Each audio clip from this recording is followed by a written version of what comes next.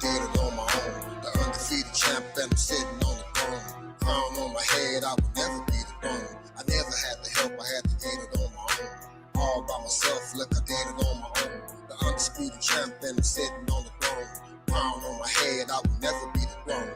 1326 musically zone. MZ, yeah, the name stitched on the throne. Shake 'em off, no hold on. Put a stranglehold on any rapper thinking they can come and move on. Shine like a bright light, man. Got 'em sick cause I spit and I don't write. A lot of rappers hate me, why? Cause they can't be cold when it's time to explode on the daily. Pause for a sec, go on, catch your breath now. I'm gonna shut down everything if they try to reply. Make them and their fan base bow to the throne. That's the late DMX said, let's get it on. I'm a legend like KR, Rakim and Chuck D, Big Daddy Kane, Kool Moe and Kool G, Pop, Biggie, Pimp C and Bun B, Ice Cube, LL and Run DMC, Run DMC. I never had the help, I had to get it on my own. All by myself, look, I did it on my own. The undefeated champ, and I'm sitting on the throne. Crown on my head, I would never be the throne. I never had the help, I had to get it on my own. All by myself, look, I did it on my own. The undisputed champ, and I'm sitting on the throne. Crown on my head, I would never be the throne. They doubted me, counted me out. That's why I can't afford to take a loss. Came right back up when I fell off. Did it on my own, I had to be strong. Help wasn't out foot, I didn't trip. I never felt to meet the goal off script. Most people dead, why would you jump off ship? When things go wrong, they disappear. Did it on my own, had no fear. Made it this long, I'm glad I'm still here. Throughout all the years, the grays in my beard, the blood, sweat, and tears. I'm seeing things clear, the hate I received, the love I didn't get. The people talking bad about me like I wasn't shit. This is my story, my book. I bought a crook that they always overlook. I never had the help, I had to get it on my own. All by myself, look, I did it on my own. The undefeated champ, and I'm sitting on the throne. Crown on my head, I would never be the throne. I never had the help, I had to get it on my own.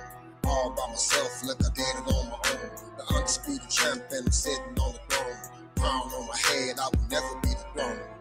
Hop in, let's ride.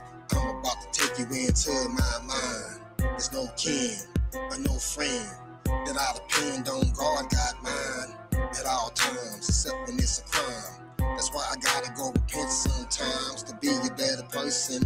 I'm trying, and that's the honest truth. I'm not lying, this is common sense, not science. They tried to sell me bullshit, but I wasn't buying. This is common sense, not science. They tried to sell me bullshit, but I wasn't buying. I never had the help, I had to get it on my own. All by myself, look, I did it on my own. The undefeated champ, and I'm sitting on the throne.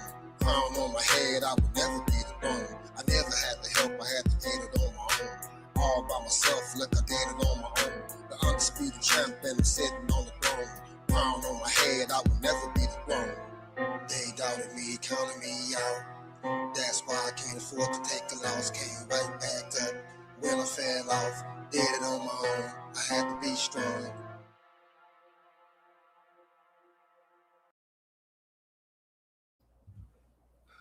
Welcome to another episode of Musically Zone Talks Boxing.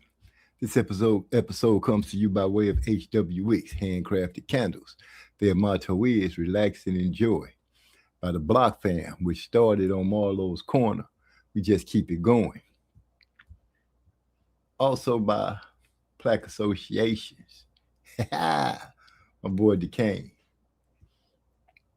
Well, and the Track Titans, in which you hear our music and our tracks come from. So if you got somebody that's looking for some music, tell them to holler at us.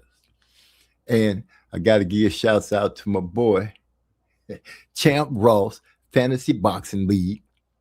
I done told y'all once, I done told y'all twice, I done told y'all at least 3 times.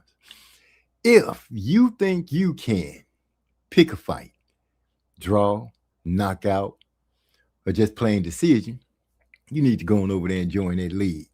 It's been around, it's got the longevity, they got cash prizes, and what better bragging rights is there to hold over somebody to win first place and get a cash prize? Get to talk some real noise. You can find Champ Ross's Boxing League, Fantasy Boxing League on YouTube, and you can go and sign up on Facebook. Like I said, tell them MZ sent you. We're gonna get back to things and break it down like we usually do. We'll be right back at you because we got to talk about things that went on in boxing this week. Y'all know what I'm saying? There was some good fights. Clarissa Shield, victorious. Danielle Perkins, victorious. Gary Antoine Russell, victorious. Sandy Ryan, victorious. Ryan Garcia finally got the crown he was looking for so he can be called king. Also victorious. So, like I said, we're going to slide into things, talk about what's been going down, and have some fun. Give me a second, and I'm going to let it get it together.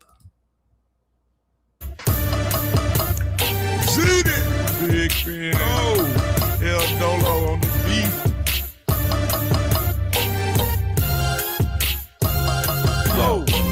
Stainless steel dominoes, you know I'm about to lay him down. IT got that rapper beat, it's only right we plays around. I keep my haters close and my enemies on speed dial. Bitch niggas run them up and yet it's still I gotta feed y'all. I'm first to set the table, but the last to eat.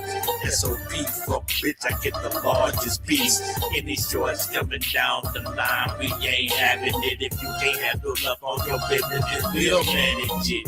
You know what that means? We about to beat the brakes off your motherfucking ass. 5 shots to make them take off. Bake off, I keep them cakes like little Deborah. Laying up and pillow talking, oh, that shit's irregular. That's how you get a whole dub for your mind tray and an oil drum. Feel to the brim with your padre. All of that you fight but feel short on his last test. The only thing that nigga got free was his last breath. Better tell them don't freeze now. I'm playing chess. Come through and knock the queen down. Screwed up in Houston, so I sipped a little lean. Wow. Meanwhile, my comp is missing like they name it June Tile. Heaven on earth, I got some angels when the beat is round. 100 round drunk will have them holy when they hit the ground. Squeeze them like a python until they can't make the sound. Show up to the service just to make sure that he in the ground. It's over now? Nah, he got some partners that was talking loud. Plus he got some brothers that I'm sure gonna try to move the crowd. Squeeze them out. So I can show them this ain't PG. I love to see them agonizing just because they hate me. Real player shit is legit, no skid. Queso with the chips, I dip from whole shit. Preferably somewhere chilling by oceans. Drink with the umbrella in it, smoking. Some valley shit on in the zone, post it. Do say to the face, no chase, roast it. Relentlessly representing, really it's no shit. Cold shit, I hit a lick off the bitch with 4 bricks, then dip. Now that's what I expected y'all to come through and do, man. They say that the rap game was dying out, but apparently we was missing some of the hard hitters like Stony Hayes, Z-Day, and MZ. Let's get it.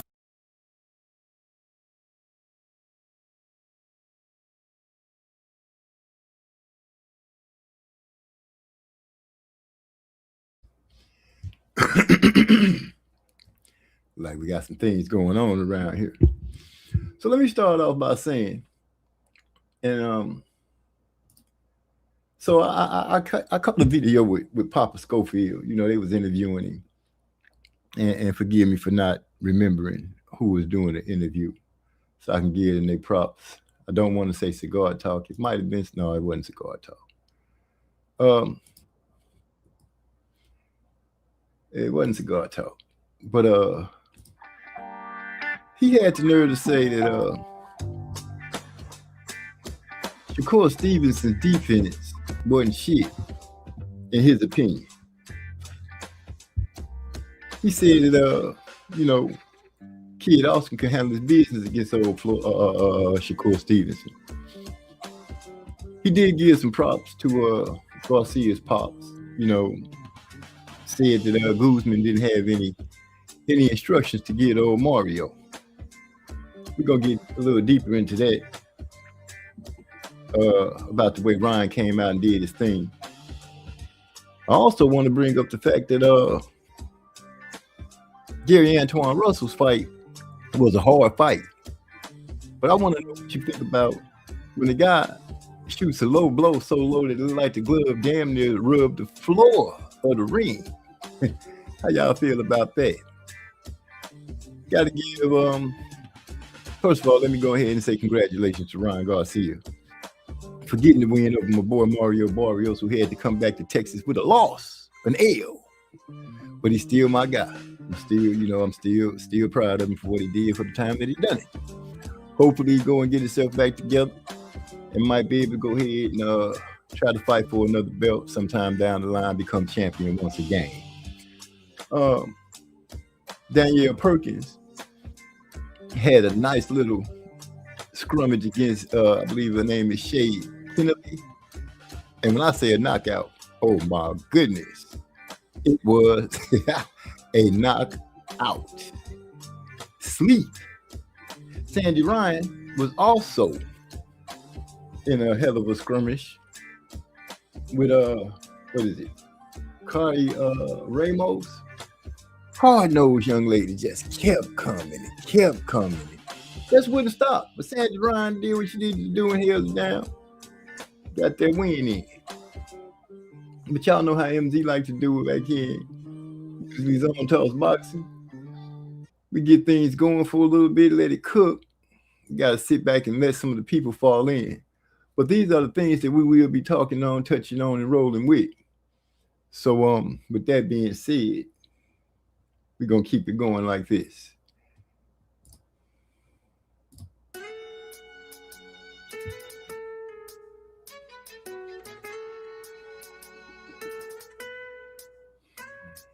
Mama is gone, daddy is gone, forever removed, no talk on the phone. Brother and sisters have moved far away, so now you be feeling that you're all alone.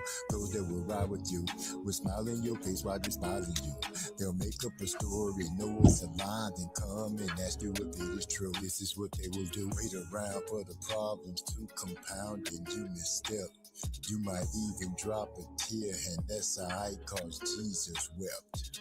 Listen to what we say to you. This may be little to you, but it's true. Listen to what we say to you. This may be little to you, but it's true. Oh, so. It's hard to put your trust in anybody will fuck over that. Either put your trust in the ones that you love, and man, they fuck over that. They walk with no empathy. In their actions, they show you no sympathy. You look in their eyes, you trying to find love, but only find you an enemy. This is what's killing me, negative energy. Pushing us deep in infinity. Patiently waiting for things to change, but I guess that will never be. It will never. Listen to what we say to you. This may be little to you, but it's true. Listen to what we say to you. This may be little to you, but it's true. Oh, so. The hate that I see on the daily is crazy. People act hard, but they really fugazi. Looking at me and comparing themselves. But I don't compare to nobody else. I'm a one of one, you a none of none. Numismatic value over the sun. Count the stacks, then we throw out the ones. Disrespect, then we bring out the gun. I'm telling you, man, we ain't the same. You is a lame, I can't complain. Even if I did, nothing to change. Use a hoe, and that fact remains. Top of the mind, top of the morning, top of my grind. Y'all niggas yawning. Listen, we on it. We ain't gonna stop it. Y'all can keep throwing that shade like an awning.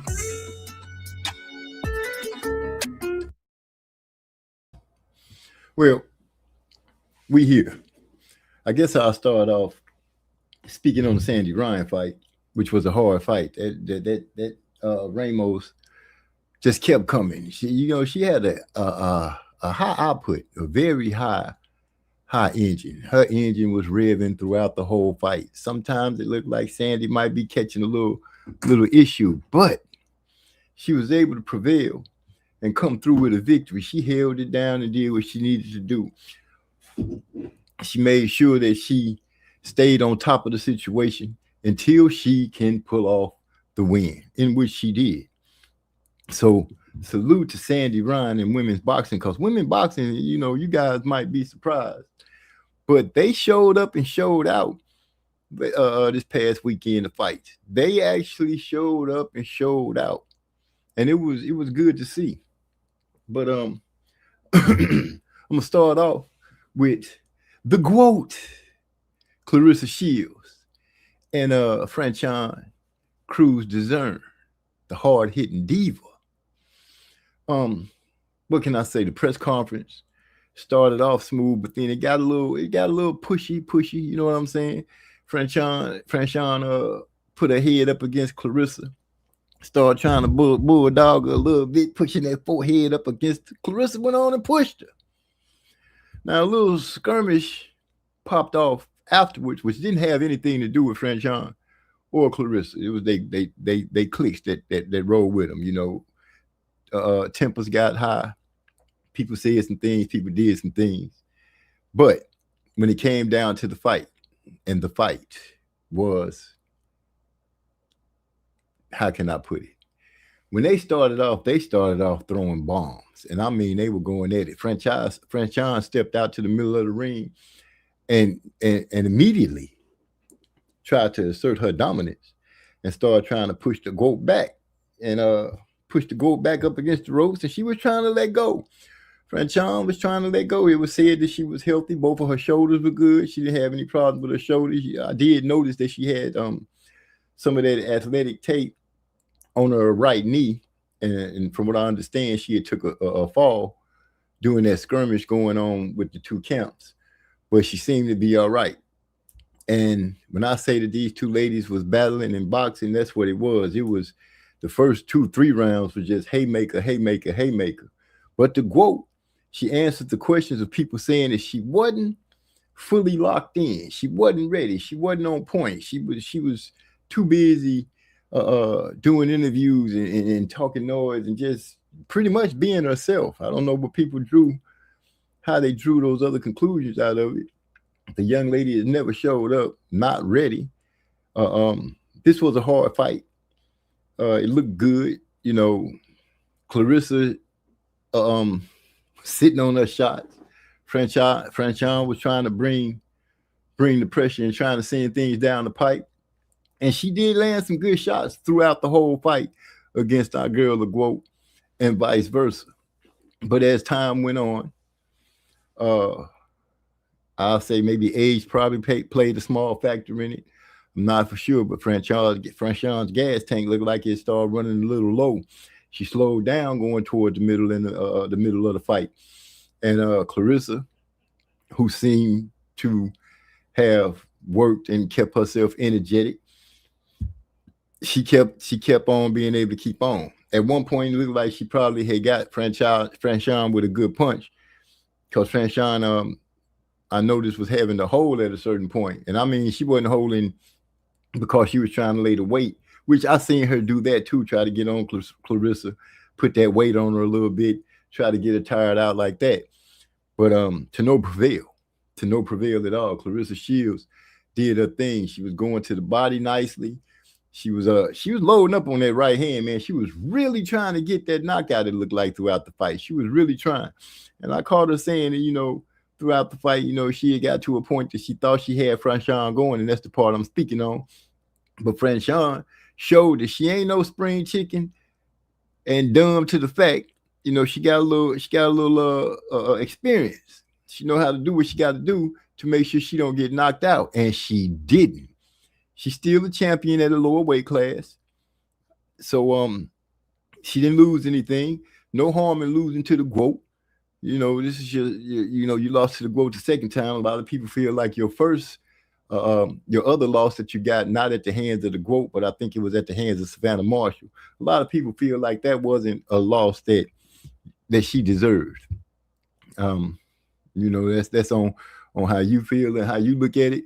And, you know, you can feel free to let me know. But I think Clarissa Shields went out there and did what she needed to do, stayed undefeated. She get to still talk her talk. And you know, I've heard people before the fight was talking about it would be good for women boxing if Clarissa Shields took a loss and got beat up. That's your opinion. Everybody got an opinion, you know, everybody got one, and you know, you use it how you use it. But as far as I'm concerned, Clarissa Shields is still pushing the envelope.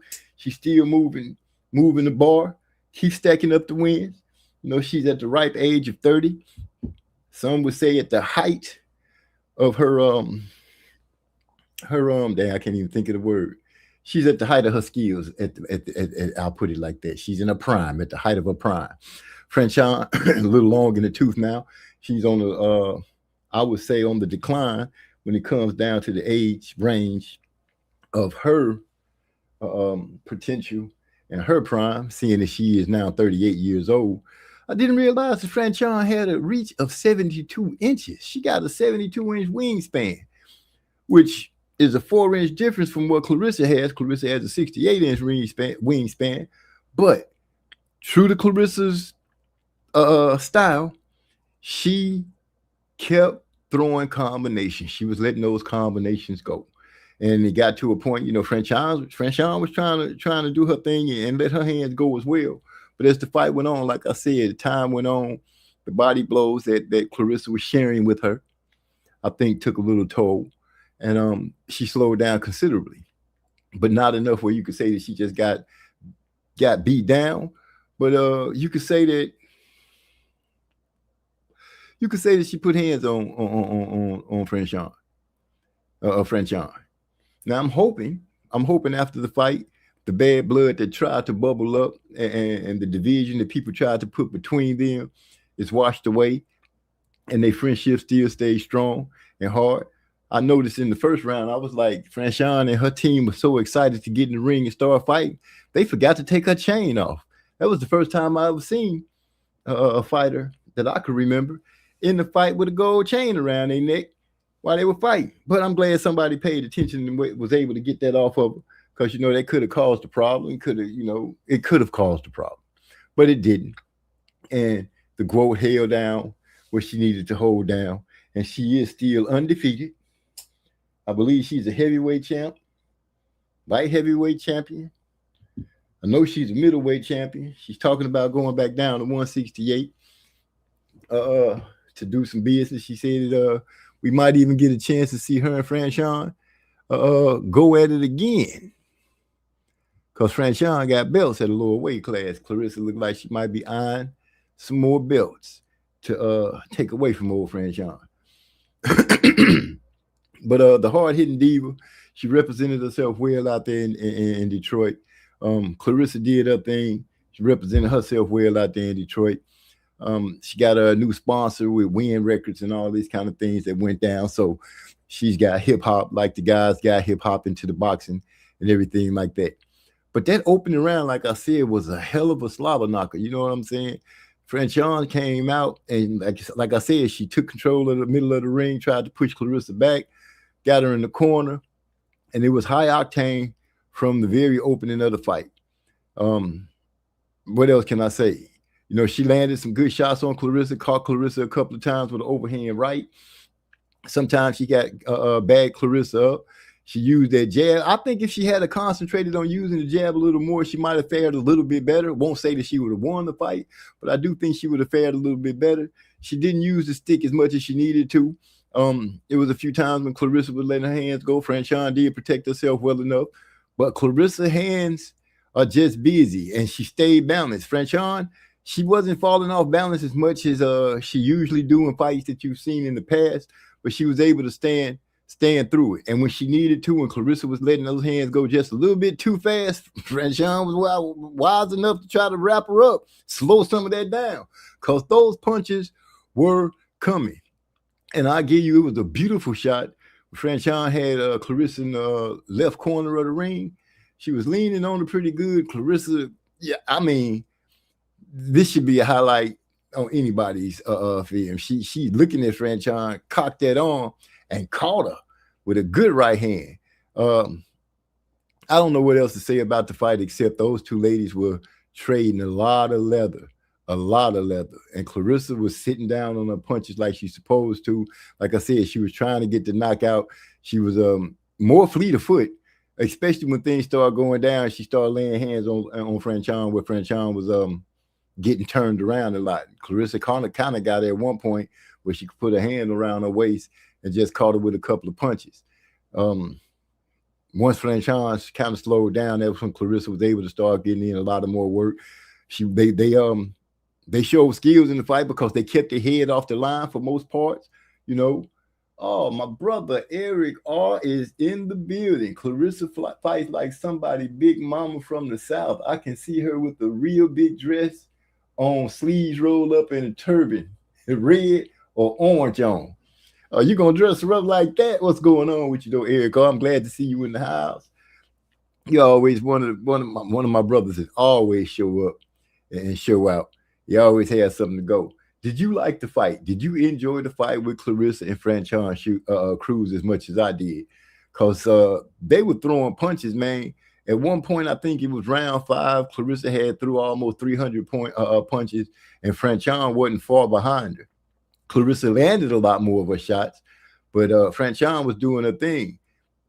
And at one point, Clarissa punches were just going through Franchon's high guard. You know, Franchon was catching a lot of shots. But like I said, Clarissa was able to Franchon was also able to land some shots too. It wasn't like the GWOAT went unscathed in that fight. He said, "I like the fight. I know it was a good fight, man. That was a high octane fight. The hard hitting diva went out there and proved herself. Like I said, it was one point that I think Clarissa caught Franchon, and kind of she was in the way. I think she held Franchon up, but Franchon never stopped trying to get it going. She kept going and going and going like she was supposed to, and you got to respect that. John David Jackson got to the fight like, fuck it. At least I'm getting paid. Now, I wouldn't say that because, you know, I think Franchon fighting the kind of fight that she fought with Clarissa, I think she would have beat any other opponent on this given night. But, you know, it is what it is. Sometimes you step into a fight, and the skill level is just a little different. I give it to the motor of Clarissa. Clarissa was going to that body, man. She landed some good body shots in that fight. She went upstairs and downstairs on a regular. And I was proud to see her doing that throughout the fight. But they let their hands go from round 1 to round 10. And you can't be dissatisfied with something like that. It's just a satisfying thing to see. And I think they were in front of a sold-out crowd. So give the women their props. Go ahead and take your hat off to them. I salute Clarissa Shields and Franchon Cruz for such a beautiful fight that they put on. And not to miss out, but I also got to give props to Danielle Perkins and Shay Kennedy. Well, really Danielle Perkins, you know, she got to feeling herself. She started to showboating in the middle of the ring, you know, Rocky moving that little jumping side to side, you know, moving her head, putting her hands down. And she just was better. She was just better than old Shay Kennedy. And the knockout, the left that kind of stunned her and then followed through with a nice crisp right that put her down on just set her down. And when I say set her down, when the camera focused in on her face, it looked like you know, I don't know if you know the special effects when they use a little blood peel they bite on and make it look like they busted up in the mouth, where she had a stream of blood coming down off of her face, running down from the side of her mouth. And I was like, oh my goodness. So I guess you can say Clarissa beating Perkins, it aged well because she came back. Perkins came back, got a knockout, looked decent in that fight. She looked good. She used a jab, not as much as one would like for her to, but she did her thing, coherent. But she did her thing. He gives great instructions. It just looks like Shields get inside and fight. No fight kicks in. Clarissa, I can see improvement. She's still wild, but the combinations and placements look more coherent. I give you that. And I think it looks wild because, you know, she's shooting off in such rapid fire. But I agree with you. Her placement does look better because, like I said, I noticed a lot of good body shots that she put in, and she was sitting on her punches a lot better. So I tend to agree with the so-called experts and the boxing pundits that say that that the bigger weight classes suit her better. I'm really want to believe in that. It looks like they suit her better. It looks like she is hitting a little harder, gaining a lot more respect when she plays hands on those girls. But I'm not going to say that I expect to see her change up her style, because I wouldn't want to see that. I like the fact that she lets off that rapid fire, because one, with her 68 inch wingspan, for the girls that got longer reach, like Christine Hammer, Savannah Marshall, the hard-hitting diva, Danielle Perkins, it kind of serves her well, because she gets in there, she gets to rapping off, she gets to firing off so fast till it kind of overwhelms them. You know, they get to the point where they're like, damn, these punches is coming from everywhere. Is her corner helping her hit? You know what I'm saying? Is her corner out there also throwing punches? Or is this girl out here just swinging on her own? You got to give it to her, man. She went out there and proved once again she is the GOAT. She is the GOAT. So congratulations one more time. Salute one more time to Clarissa the GOAT Shields and Franchon Cruz Dezern, the hard-hitting diva, because they put on a good show. People, if you say that you didn't like it or you was mad at the way it came down, then you just don't like boxing, because they did their thing. They did their thing 100%.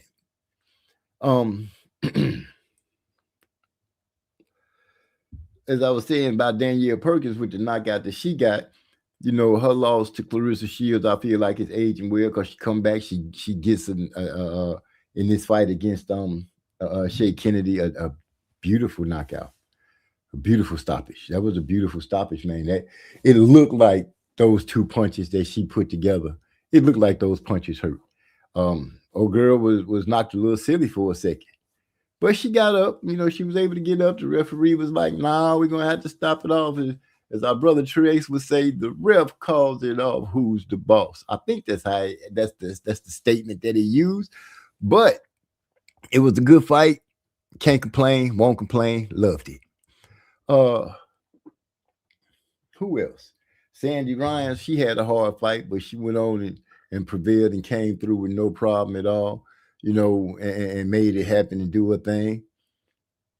And what can you say? Sandy Ryan, easy look, used the jab, you used the ring, kept old girl chasing her, which was one thing. Old girl kept coming with that high energy, but Sandy Ryan kept a check. Every once in a while, old girl caught up with her. She got in some good shots, but for the most part, Sandy Ryan, you know, was able to control the fight and keep the distance, which she needed to do in order to get the win. So that's two victorious people that I'm proud of. How can I put it? Yeah. Ryan Garcia. I might as well go ahead and get into it, because it ain't no need for me to beat around the bush on it. Ryan Garcia, going back to his dad, you know, letting his dad train him and what have you. I have to say, maybe when I got what I said that I thought about, what's his name? Joe Guzman, when he made the statement that you don't train Ryan Garcia, you collaborate with him. Maybe Ryan is not a good listener under the tutelage of other trainers. Maybe it might just take his father to get him to be focused, stay focused, and do what he needs to do. I'm hearing whisperings from like Devin Haney. I think even Shakur might have said it. You know, they think Ryan's still on that juice. I don't know. He didn't pop dirty, so I won't say. But what he did do was go out there and use his right hand, which people shouldn't have been surprised of it, for the simple reason we've seen him hurt other fighters before in other fights with the right hand. He just doesn't use it as much as the left, because it seems like he's addicted to throwing the left. But he went out there and he surprised Mario by catching him with the right hand and continuously using the right hand. And might I add, he put in some nice, wicked-looking body shots throughout the fight. Mario just didn't have the speed to keep up with Ryan. Ryan, for one for one thing, Ryan was able to use his footwork, stay out of range when he needed to, make Barrio miss.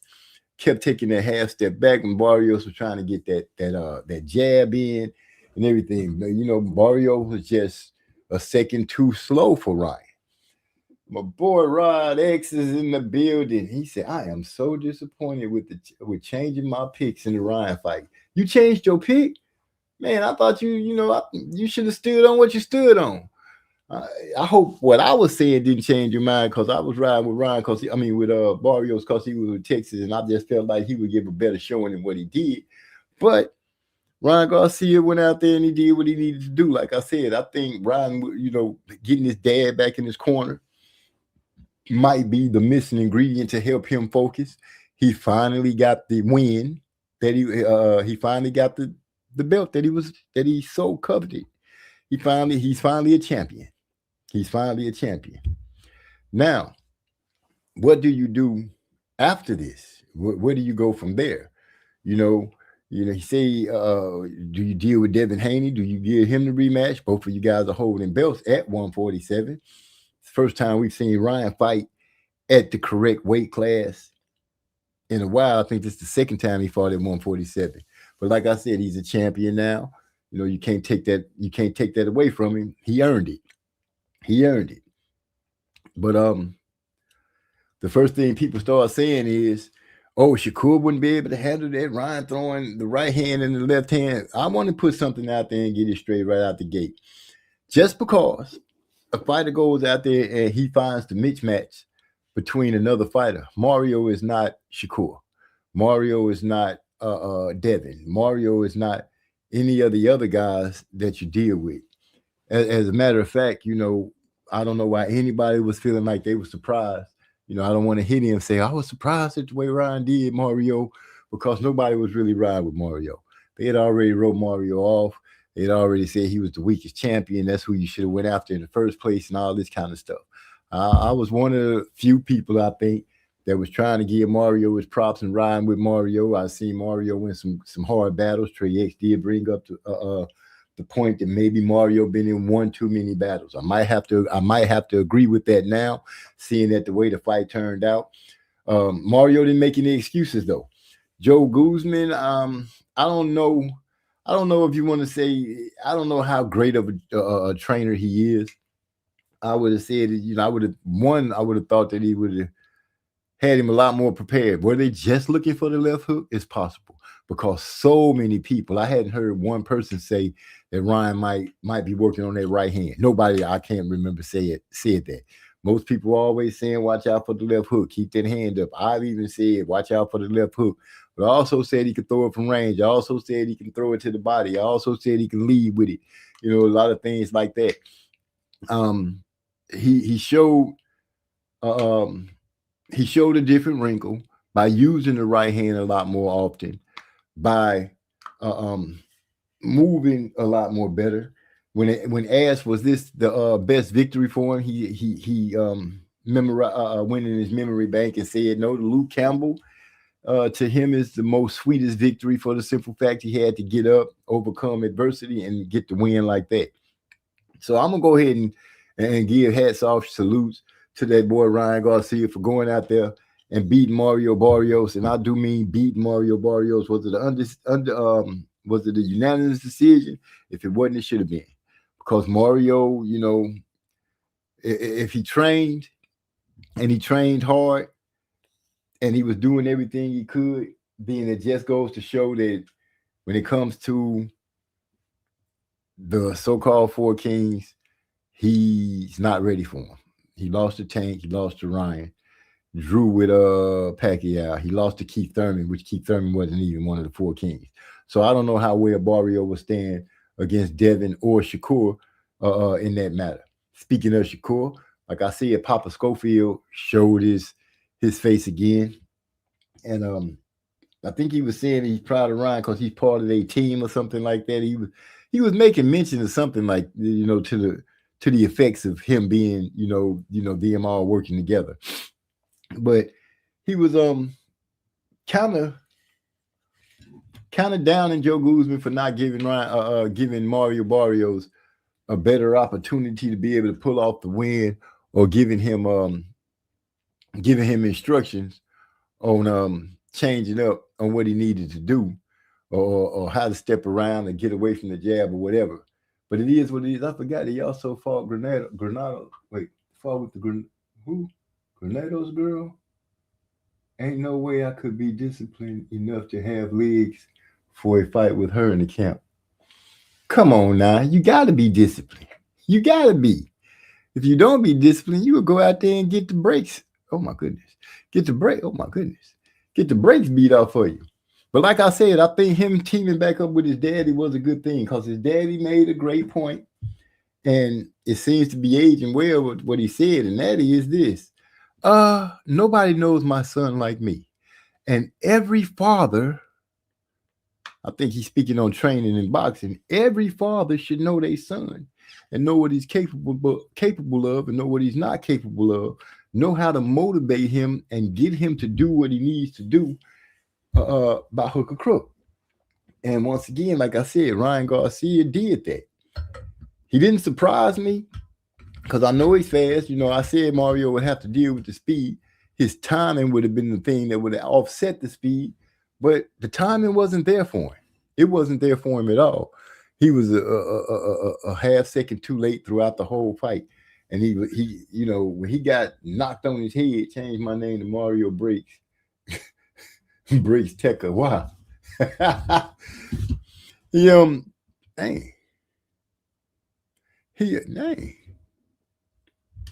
just wasn't. Yeah, my fault. My attention getting pulled. He just wasn't ready, man. Salute OG. March 28th, the return of the Blue Gil Coles is in the building. March 28th is right around the corner. We only got the last part of this week and a couple of days next week, and it is March, and it will be time for the smooth. Should I say smooth? The philosophies of he who has the receding hairline, one time, quick talking, smart when breaking down fights, seems to know what he be talking about, will be stepping into the ring against the 6'5" or 6'6" towering Inferno. And I'm sure Gil Coles will be riding with this man to get in there, get on the inside and do damage. I don't believe that Keith can hold out on the outside fighting against the towering Inferno and pull a victory. He's going to have to get in there, get in close, because Keith don't have too long arms either. So he's going to have to go through some fire in order to get in there. The question is, if he get caught a couple of times, will he be willing to keep doing it? And I don't think Keith is a punk by no shape, way, form, or fashion. I think Keith got stones. He got sand, like that dude said in Django. He got sand. And Mario might not be in a hurry to meet somebody with sand if he could figure out how to slip past those long arms. But don't forget that that Sebastian likes to fight on the inside as well as the outside. Remember, people started gravitating to him because of his inside fighting. So with that said, Gil Coles, both our boys getting retired this year. Oh man, that boy Eric R said he think the flute will be playing no more, because you know you can't play the flute if you don't have your front teeth. But you know Keith's got the money to get his front teeth fixed and still play the flute.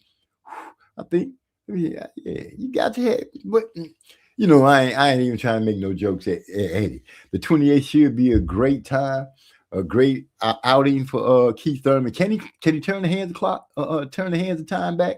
Can he bag the clock up one more again and go out there and do what he needs to do? He already beat one youngster in Mario Barrios. He went on and did that. Then he went out there and knocked out what's his name? He knocked out with that pretty combination. And put that boy down. Brock. What's Brock's first name? Jarvis Brock or Brock Jarvis. Hit him so hard I don't even remember which name come first, Jarvis or Brock. But he did his thing, and he talking that talk, and he seemed like he's ready. All we got to do, and you know I'm not telling the story, Gil, cross our fingers, throw some salt over our shoulders, draw a circle in the dirt, stand in it, stomp your feet 4 or 5 times, clap your hands, and blink your eyes 50 times, so neither one of these boys get hurt. So they can both, Spencer.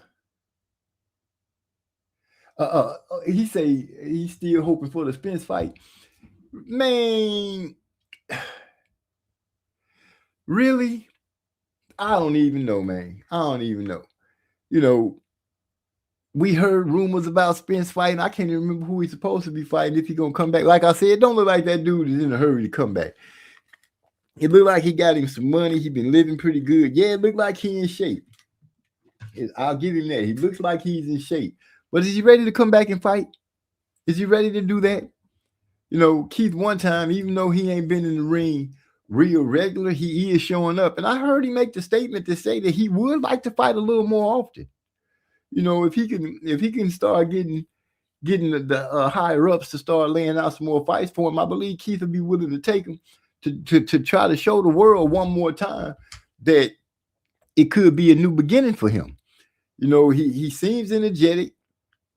He seems in pretty good shape, but his body sometimes it just betrays him with these injuries, man. These injuries that take place, and it sucks.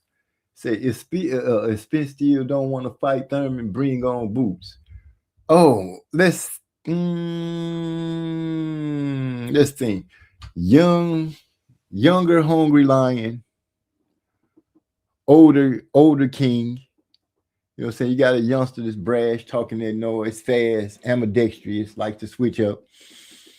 Got some power, got some pop. You know, I'll equate he and Keith both having pop. I'll give both of them that.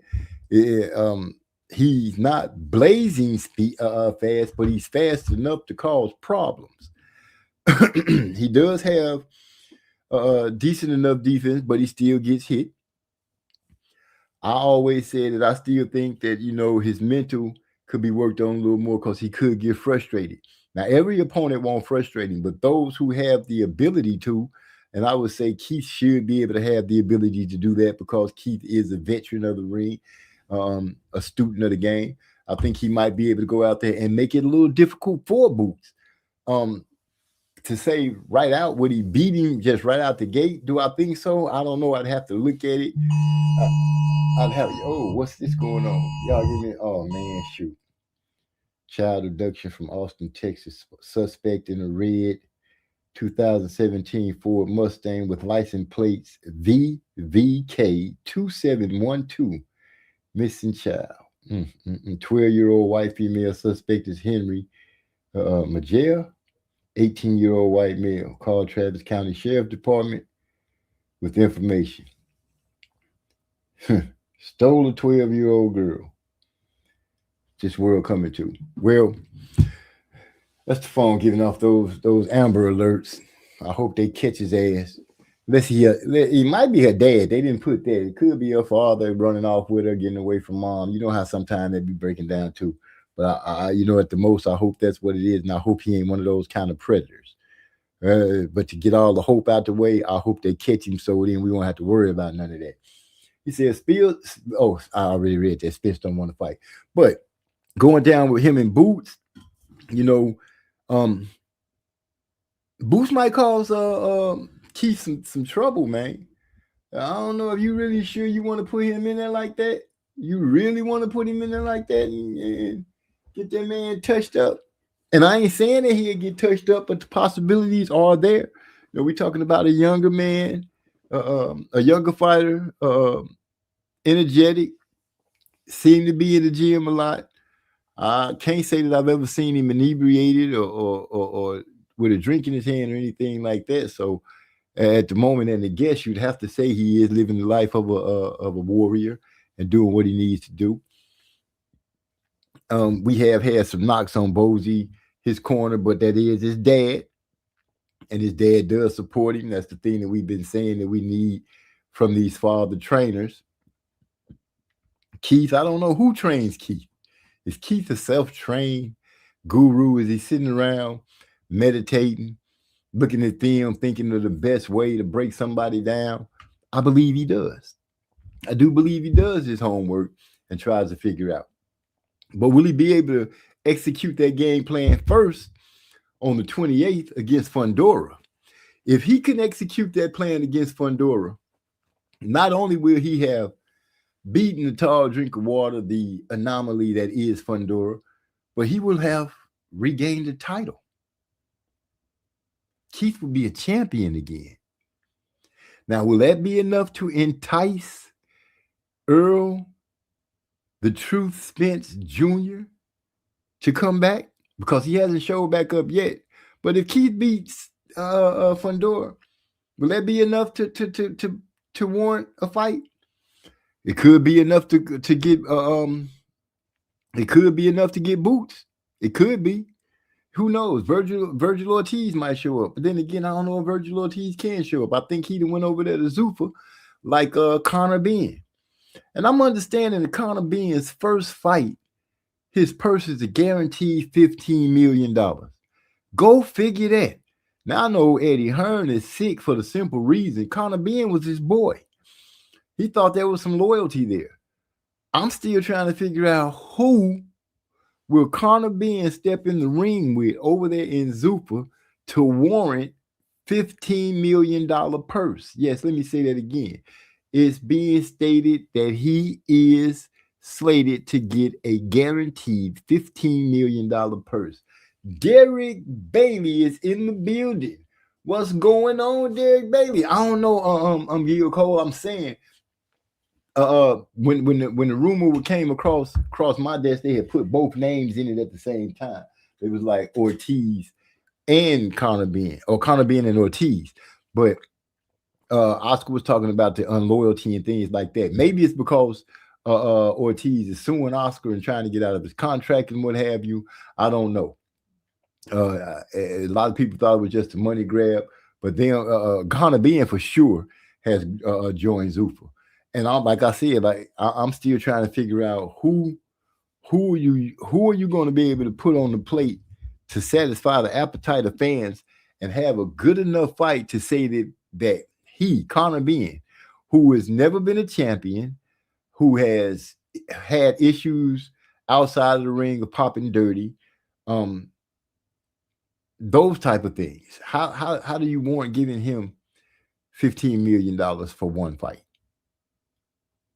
You know, I had said that in order for Zuffa to compete with Golden Boy, Top Rank, and everybody else, they're gonna have to snap up some good talent, some great talent, some talent that people will be willing to follow the names of. And I don't know if Conor Benn is that guy, for the simple reason here in the States, I don't hear a lot of people when they start talking about some of the top fighters. Conor Benn is not a name that usually starts to ring. Now, over across the pond, I'm sure that he gets a lot more love. But here in the States, I'm not too sure about people doing it. They are just showing they don't know shit about boxing. Oh, you think that's what it is, Jerry Baby? They're just showing. Well, you could say that, could it be because the wallet is over there? The wallet being turkey out of shape? Because remember, big dollars was being slung around like that. Here, when we were seeing fights, fighters were getting paid and graciously thanking Turkey. A lot of people were saying that, it was an outrage and Turkey was bad for business and everything like that. They started another boxing league. That's competition. You get a chance to have competition. Champ Ross is in the building. What's up, fellas? Is what he's saying. And I'm saying what's up right back at him. He said probably Benn versus Shakur. But you got to get Shakur over there. Now, Shakur, as far as companies go, I think he is a free agent. He got Jay Prince as his manager, but I don't think any of the big names like Top Rank, PBC, anybody like that got him. So that's a possibility. He could go over there, but would he be going over there and signing? That's the thing. Will they allow him to come over, fight, and then leave? Well, are Zuffa doors open like that? Will they have a revolving door where fighters can do that? Champ Rock saying what's up to Eric R, Derek, and Gil. It's a salute to you always, Champ. the man with the lead that offers cash prizes. Cash prizes. I was saying, how could you not go to that? The greatest bragging rights is to say, I went over there and whooped everybody and won the first place. And the first place come with a prize. Second place too. I do believe third as well. So you go over there and win Champ Ross, you got some bragging rights. You know what I'm saying? See, I'm about to make my comeback next season. Gil Coles is about to pull a Keith Thurman coming out of retirement, getting his gloves shined up. Yeah, I understand his elbows and his shoulders is feeling a lot better now, so he'll be able to let those things go. But going back to Zuffa, Dana White, Turkey Al-Sheikh, and says Zuffa has more dates than anyone that got to fill them.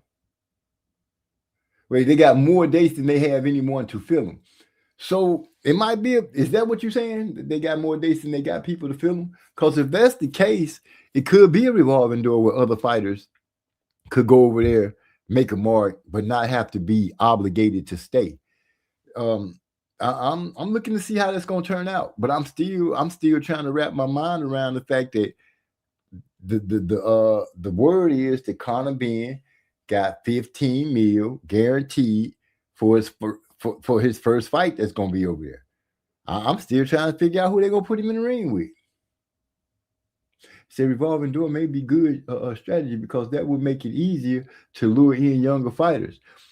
Good point. It would make it easier because they could say, I can go over here, I can fight. It's part of Riyadh season. I'm not stuck in a contract where I have to stay. I still have my options to be able to move around. The thing is, and this is the thing, if these younger fighters are already obligated with like Top Rank or PBC or Golden Boy, are the higher ups going to allow that, or will they be scared that they might be trying to get poached away? Now, if they can come up with some kind of deal where they can slide in, let their fighter go out there and represent, because at this point right now, you might as well say, yeah, you got these fighters running around, these promotional companies running around, but now it's time, you can put it up and say, okay, we going over here and whoop up on Zuffa. Go over here and whoop up on Turkey Al-Sheikh and Dana White boys. When it come down to that ring belt, though, see, that's in my opinion, that's the main prize for being with Zuffa, to get to that ring belt. Now, will that have a revolving door, and will there be a road to lead to the ring belt dealing with Zuffa? Because if they're the ones that's holding the belt, are they going to be willing to possibly letting somebody come up in there, possibly beating the guy that they got, whoever would be the champion, if he's a Zuffa fighter? Will they be willing to let outsiders come in to fight for that belt? Or will that be one of those type of things where you must be part of the family in order to go after it? Now, we've seen a lot of that already. That's where the term the other side of the streets come from and all that. But I would hate for that to start all up again, because in my opinion, Turkey had kind of broke that down a little bit and started getting these dudes to fight. They have more fight dates on schedule than anyone. Okay, they have more fights than anyone. On big networks, the first year with the training facility, medical, and everything, it's hard not to sign. And they're offering 3 to 4 fights a year. Okay, now that makes a lot more sense. And it also shows that it could be a lot harder to resist. They got high quality training facilities, which is something that I said that these what's the word I'm looking for? What's the name of these belt, the people that make the belts, y'all help me out. Shoot. I'm not sold on the whole thing yet, but coming as coming as someone with a first offer with all these options in you're not active, it's hard to turn down. Now that makes sense too. If a person is not getting to fight, not getting to be in front of people, getting not being seen, you got a chance to be on TV or what have you, and stuff like that. I could see how that would sway people to be like, youngsters, sanctioning bodies. Thanks, Eric. These sanctioning bodies, that's what I was saying with them taking these sanctioning fees. They should have some good gyms for these guys to go fight in. I mean, to train in. Well, they don't have to be paying to go because of the sanctioning fees. The sanctioning fees should be part of it. It's kind of like a union. You know, you paying for certain things. These things should automatically be there for you to be able to use and do what you need to do. And not in just one major city. They should be in a few major cities where I say a heavy amount of the fighters are, where these fighters can go to. You know, every fighter can't build his own gym. Every fighter don't have money to get into these gyms. You know, so I think these sanctioning bodies, if they're smart and they really, if you want to compete and you want to do more than just collecting money, because I watched Suleiman get interviewed by dang, what's the dude's name? The dude asked him some hard questions. And Suleiman, you know, he was telling Suleiman it's about the money. He kept saying it's not about the money, but I think, you know, he wasn't able to break it down. He was like, we do so much things. We do this for fighters y'all don't know about, and this. Well, if y'all do them and y'all not the fighters, it's not bragging for y'all. I think y'all should open up the table and let people know, hey, the WBC has gyms around the United States for its fighters to be able to go and get their work in. They might live in a city or a town where they have to travel a long way to get to a gym. Put a gym somewhere where they can get to. Put a gym somewhere where they don't have to, like I said, come off an arm and a leg to go in there and train. Make it somewhere for these dudes to be able to go and get their work in so they can represent and do what they need to do. Start promoting some of your fighters. These young names that need to be coming up that's paying sanctioning fees that we never hear about. You know, that's one thing, you know, like I said in a previous live, this is one sport that you have to pay. You have to pay in order to compete in. Unless you want to be a sparring partner. And who wants to just, well, I guess you do have some guys that say they just want to be a sparring partner. But the ones that are really serious and want to do it, they should have it. They should do it. It's a good idea, MZ. I like that one. They also might be looking to land one of Vargas, one of the, oh, really? Have gym in LA, New York, Florida, Texas, Mexico, PR, DR. What's PR? Providence, DR. Don't know what those two are. Y'all gonna have to help me out. For these sanctioning bodies, yeah, it's a good idea. Spread them around the country. You know, put them where these men can go and get their work in. If they on vacation or they traveling somewhere, they should be able to still, you know, they putting in the money. They paying to fight. At least give them some facilities to do. With that part, Zuffa and Dana White and them, I got to give them that. They got the facilities for these boys, for these men to, Puerto Rico and the Dominican Republic. My bad. Running a little slow over here. But good idea still. So with that being said, I think those are some great ideas. And I think the WBC, the IBF, the WBO, WBA, I think if they were smart and they want to still compete, they should look into it. Don't be stuck on the fact that, you know, our belts are more prestigious, because that's the way Suleiman talked. He talked like our belt has such a rich history, which it does. You know, some great champions to held that belt, but times change, and as you can see, it's changing right now in front of your face. And a lot of times people say you either change with the times or get left behind. Don't turn into a dinosaur in this sport that we love so much. Figure out a way to keep competing. Make the WBC belt, because I can't lie to you, it's a lot of people that know that belt. A lot of fans know that belt. A lot of fans equate that belt with really being the champion. You know what I'm saying? Floyd Mayweather, I say, he kind of made that stick. Roy Jones, he liked that WBC belt. When he lost it on that disqualification, that was the first thing he said. You just make sure you bring that belt back when we fight again. That WBC belt has always been front and center in most fights. Like I said, most fans know the green belt. And you know, don't just rely on that though, because you got competition now.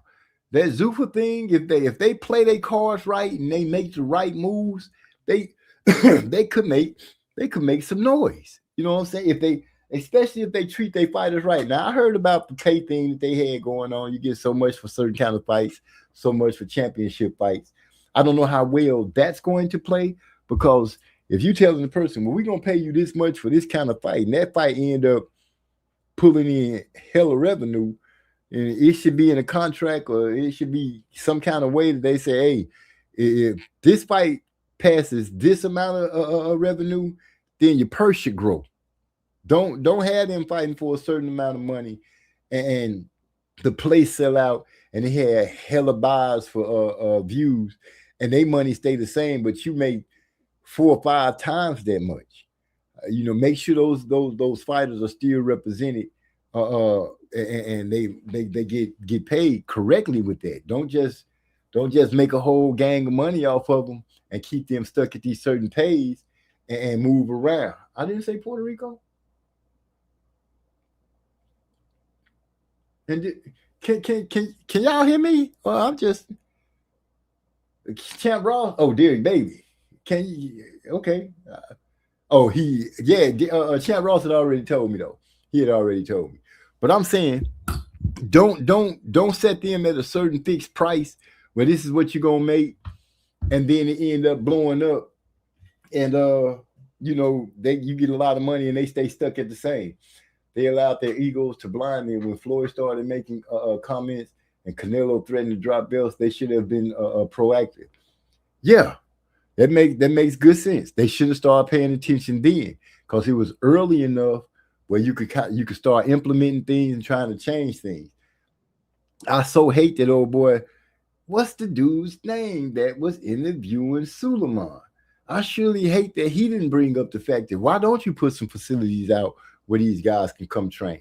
If you are a member of the WBC, any WBC gym that you got open up around the country, you are more than welcome to come to and work out. And don't just have some old bullcrap gym. Y'all got the money, put some nice facilities up for these guys to come and work. Or if you're going to have a hub for, you're going to shoot, take a sweet. Have a hub for these men to come and feel like they sanctioning fees that they are paying are actually doing something. And don't try to, and don't say, oh, you get to do this much in the gym and you don't, because all the sanctioning fees go into the same pot. So you might as well let them all benefit from that. I think it would help the fighters. It would give them a chance to become better fighters. Drop something in there for those trainers to make the trainers want to go in there and help deal with. You might got some trainers that's worth their salt. They only need to find a chance. You can get a lot of stuff coming up out of some gyms if you guys put the money into it that they paying to y'all. I'm not saying y'all got to break yourself where y'all become poor, but it's enough revenue coming in from all these different fighters that you guys should be able to come up with a plan that helps everybody, where everybody's happy. Because if everybody got some food on their plate, then it's not too many people that complain unless they greedy. And that's gonna come up, but people understand if you putting it out in front of the world that, hey, we do this, we do this, we do this. We got gyms over here for these guys to come work out. We got health facilities, or we pay medical people to work in these facilities to make sure these guys are running at 100%. You could pay nutritionists to be at the facilities. They don't have to go to these guys' houses, but they could have classes to teach these guys how to eat right, what to eat, how to work out, things like that. You can give back to the game, give back to the sport to make it greater.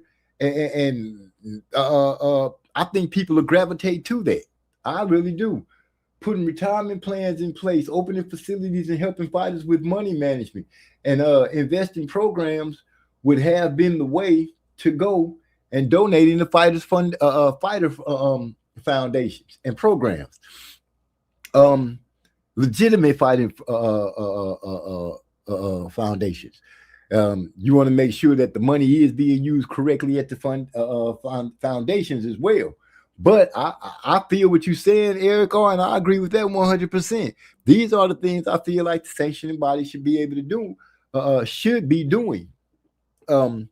and it turned it into a great sport. You know, because once upon a time when a championship fight would come on TV, the world stopped. You know what I'm saying? They wanted to watch the heavyweight champion of the world go at it. You know what I'm saying? It would get by having these facilities and programs and stuff like that, I believe it'll put more talent in front of the eyes of people, because you know you got a lot of people that go to these gyms, that'll be going to these gyms trying to look at these fighters, trying to see what's bubbling up out of them, getting them exposure, stuff like that. Because the only time you really see a lot of exposure from a lot of fighters, and it's usually the top name fighters, is when they had these dinners and these award shows that the WBC and the rest of them throw. The only time they get to complain, make their words heard, is when they show up at these things. Suleiman was trying to say that you know, these fighters, they can come and they can make their words known and their complaints known. Because old boy asked him, how do y'all say that the rankings is fair and not biased and things like that? But then when you look at the rankings, and he called it out, when you look at the rankings and you really look at them, you be like, some of these guys are sitting at the top of these rankings. You be like, why is that guy at the top of the rankings? Why is Manny Pacquiao so high in the top of the rankings? He only had one fight in so many years. The man is half retired, but he's high in the rankings. Conor Benn, who hasn't even fought at 147 pounds, was high in their rankings. But he, you know, I guess you don't talk about him no more because he going to Zuffa. But was it Chris Matt? No, it wasn't Chris Maddox. But the questions were good questions. And Suleiman really didn't have the greatest of answers for them, because even I'm sitting there like, yeah, I want to hear what he got to say. And what he had to say wasn't chalked up to being what people want to hear. It wasn't what the fans would be willing to gravitate to. So, yeah, I'm with you on that. I think they should be trying to do something to get these, especially if these fighters start leaving, because if they go to Zuffa, let's remember, Zuffa is not recognizing. They're not trying to recognize the WBC. They're not trying to recognize the IBF, the WBO, the WBA. They saying that they only going to recognize their belt and the ring belt. So I'm guessing Zuffa going to come up with a belt. And, you know, you got to see how that's going to fly. It's a lot going on with everything with that. It's, you know, so you got to see how that's going to fly. It seems like they spent more time leaving on the back of the fighters and bending rules for their countrymen. How do you not expect black fighters to eventually resent the sanctioning bodies? Oh, I think at some point, if they keep going if they keep going the way they're going, it could turn into a firestorm and spread out to other fighters. But a lot of the other fighters really don't face what the darker fighters face. Zuffa only doing like 6 or 7 divisions.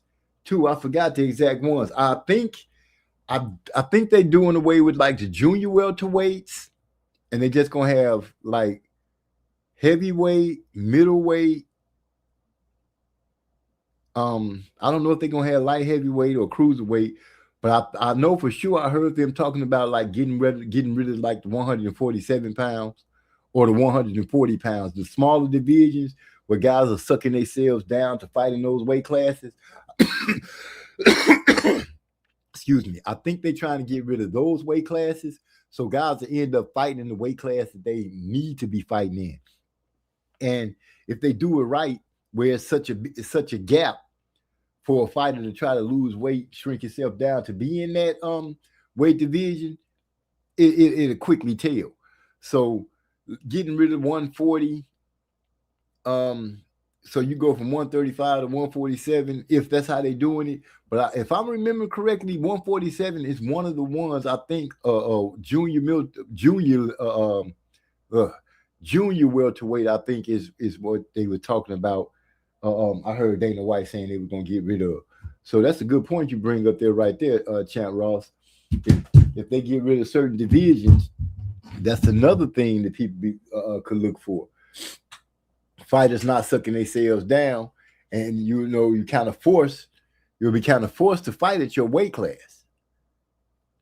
Then we'll get a chance to see who really the shit. and who really the do.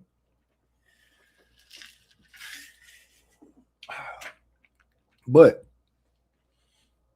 with all that being said, boxing is starting to unroll. You know, these new talents is going to come in. You say, I think it was the one. Okay, let me see what it is. Put this up there. I think it was 118, 126, 135, 147, 160, 175, cruising heavyweight. So you're probably right. They weeding out the in between weights. That would be if you think about it. That would kind of cause, you know, if you're a 147 pounder, you know, that's where you gonna hang around your body weight 150 something. At the most, you ain't gonna let yourself be blowing up too much where you gotta struggle to fight down. You at 135, you know what I'm saying? It ain't no 140 in between, because you know that's just the in between weight. You either go to either be a 135 or 147, but it gives you a choice. 1, 2, 3, 4, 5, 6. That would be kind of like the old days, you know. Some of the smaller weight classes get taken out where you start seeing fighters doing their thing. You don't have to wait for them as long to get to a weight class where you think they should be at. They should already be starting and standing there. But we'll see how things go. You know, I could say that I wouldn't mind seeing some smaller weight classes taking what fighters ended up fighting, because, you know, Devin Ryan, some of these other fighters that fought at 147 and that was too big for 147, they should have been at so they're getting rid of junior middleweight too. That 154 gonna be out of there, and it just be 160. You know, that's a lot of things. The original weight divisions. Way to go, Derek, baby. The original weight division will be something, no halfways. Yeah. Go ahead and get where you need to be and do what you need to do. You know what I'm saying? Instead of toying around, trying to test the waters to see if I'm good enough to be up here, or do I want to stay down here and dominate the little dudes? Dominate the smaller weights. No, we tired of that. We tired of that. We tired of seeing fighters showing up to the scales looking like Skeletor, looking like they've been smoking, and they suck themselves all up, and then you see them on fight night and they puffed up with all that water weight. Oh, I'm sorry, they rehydrations. Go ahead and be where you need to be, because I think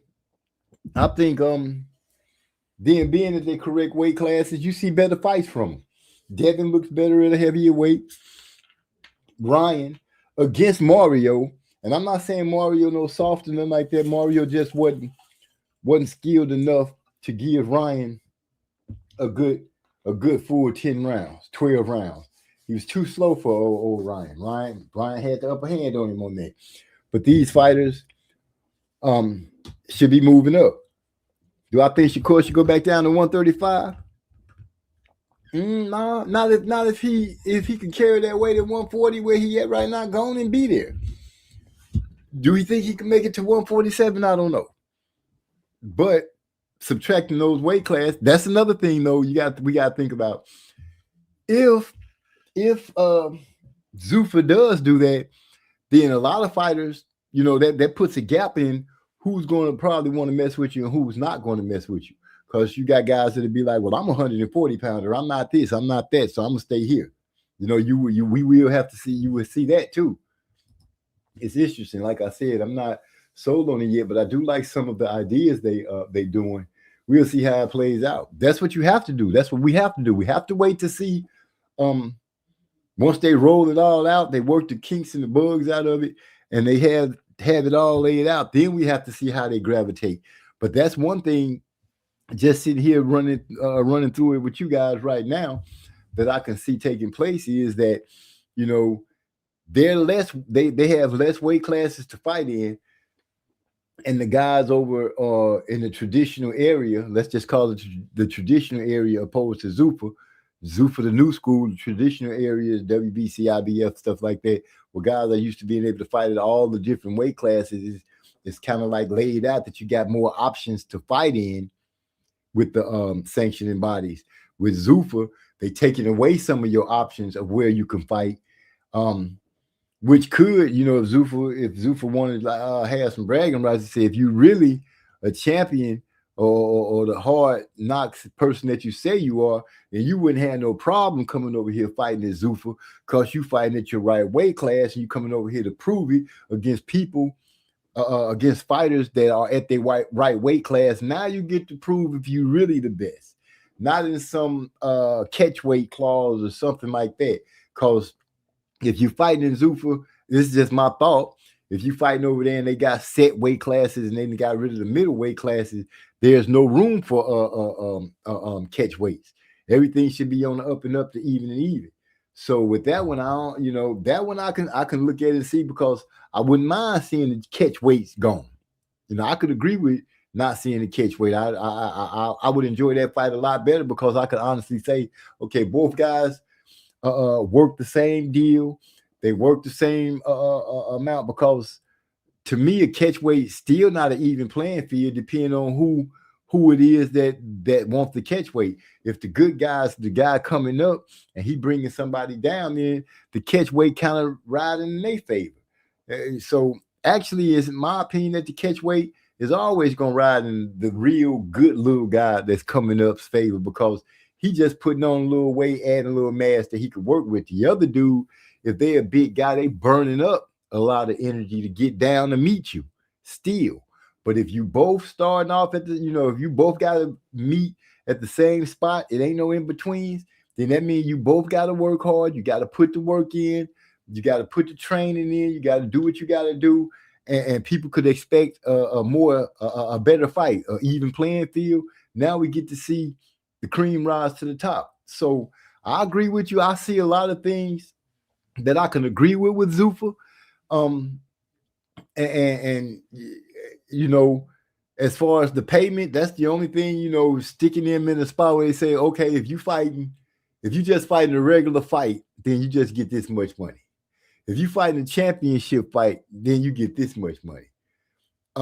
Like I said, if those fights garnish a lot more money than what the pay scale is set at, then that's the only problem I see, because you can go into a fight that make a few $1 million and you getting a few thousand, few tens of thousands, something like that. And you know, you're gonna automatically look at that and be like, that's some bullshit. Because when you look at it, the product is still the two fighters. So my biggest issue with Zuffa is that pay scale thing. The product is the fighters, and I want to make sure that, you know, I know the company got to make money, but the product got to get paid. And there is, you know, you have to look at it and analyze it or whatever you got to do, but there's a sweet spot where both parties can be compensated fairly, as far as they're concerned. Not where a fighter walk in there and take 90% of the purse or 80% of the purse. It should be a closer split, because they both going out there doing the same thing. A championship fight, you know, if you really want to look at it, yeah, you the champion, you got a belt, but are you making him pay you a little extra because you the champ and you might lose the belt? If anything, make them even on the purse. And the champion, you know what I'm saying, whoever the champion, if it's a 50-60 split, start off at 50-50 and the loser lose 10%. And the winner gets that 10%. You know, it's ways to make it happen. I don't know how many people would agree with me on that, but I think that's a good idea. Break it down, you know, it's a big pot. We're going to break it down the middle. The winner, we negotiate. The winner get a 10% hike. The loser take a 10% loss. Just because you won and you lost, you know, first, second, you know, just like the trophies, first, second. Don't think Shakur should move down. Where am I? Should move down for one fight. I'd rather him stay at 140. Bigger and better fights there. Yeah, you got Antoine, Pollo, shit, I'm drawing a freaking blank thinking the names. I need one of my experts to know all the names. But anyway, he would have a lot more fights. Lead the guys that's still running and pulling out of fights. every time you look up, they pulling out a fight, which I was very disappointed in. What's his name? That was talking all that noise and then got the bubble guts the day before the night of the fight or the day before the fight. Richard Hitchison, come on, man. You did all that talking and then you didn't even show up. They're trying to replace some of the NFL football pool on Sundays from what I see so far, putting fights on Sundays. It will be interesting once they put their fights on Saturdays with the rest. Well, football only rides so long on Sundays anyway. So at one point in the year, Sundays would be clear sailing for them. The other part of the year, football would be a battle for them. And that would be the part that I would say that's when you dip your stick or have it set up where you start having some fights more regularly on Saturdays, like the rest of the game does, and see how you compete. But when football moves out the way, after the Super Bowl and everything, you got a few months where y'all can go out there and do y'all thing and suck up whatever action is happening on Sundays from anything, because it won't be too much going on that you would have to really fight against. You can put some violence in front of some people, and there's some good violence, some good fights, getting some names known and things like that. That could work in their favor. So they got two. You bringing that up gives me an idea to look at and say they got two sides of the coin that they could mess with. Battling with football, you pretty much know you're not going to really win against football.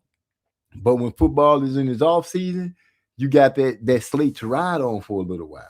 So yeah, that makes some good sense. I agree, Eric Shakur. I agree, Eric Shakur should stay at 140 for 2026 and 2027. Move up bigger names.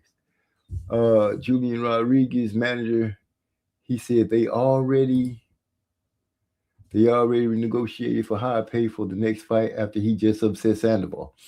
So it appears they are flexible. Okay. Yeah, but still having it, let me see. Because I remember them saying if you fight in a certain amount of fight, the number is set at this. If you fight another kind of fight, the number is set at this. I don't think it should just, I think what they should say is the percentage is set at this, but if the winner wins, his percentage moves to this, and the guy that loses, his percentage moves to that. If it's a draw, the percentage should stay the same. That's what I would be trying to negotiate for my fighter. If my fighter win, he should get the bigger amount of the pot. I don't care what his name is, because that's how you get the underdogs to do what they need to. Underdogs come from somewhere. I think it should be that's about as equal as I think you can make it without having the fighters crying. It still gives room for the promoters to get everybody get their cut. If you're gonna do it like that and you have it set a certain way, then it should be a standard that everything be set. The fighters team, they get a certain percentage of that 50-50 split if they get a draw. If the winner gets if the winner's money grow because he won, then his team should get an extra percent as well. That way everybody eating, everybody happy. Happy fighters, happy team, less argument, less backstabbing. We should see some great fights in a perfect world. But we dealing with humans, and always somewhere somebody always trying to figure out a way to undercut the next person.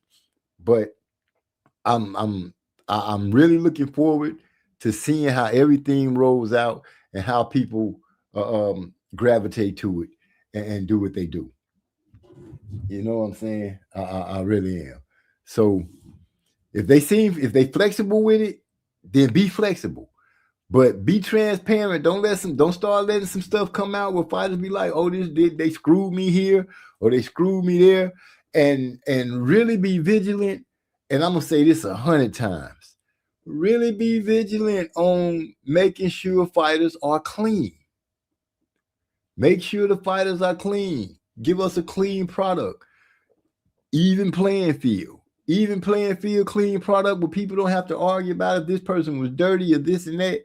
I can deal with it. But they've already made a move with Conor Ben.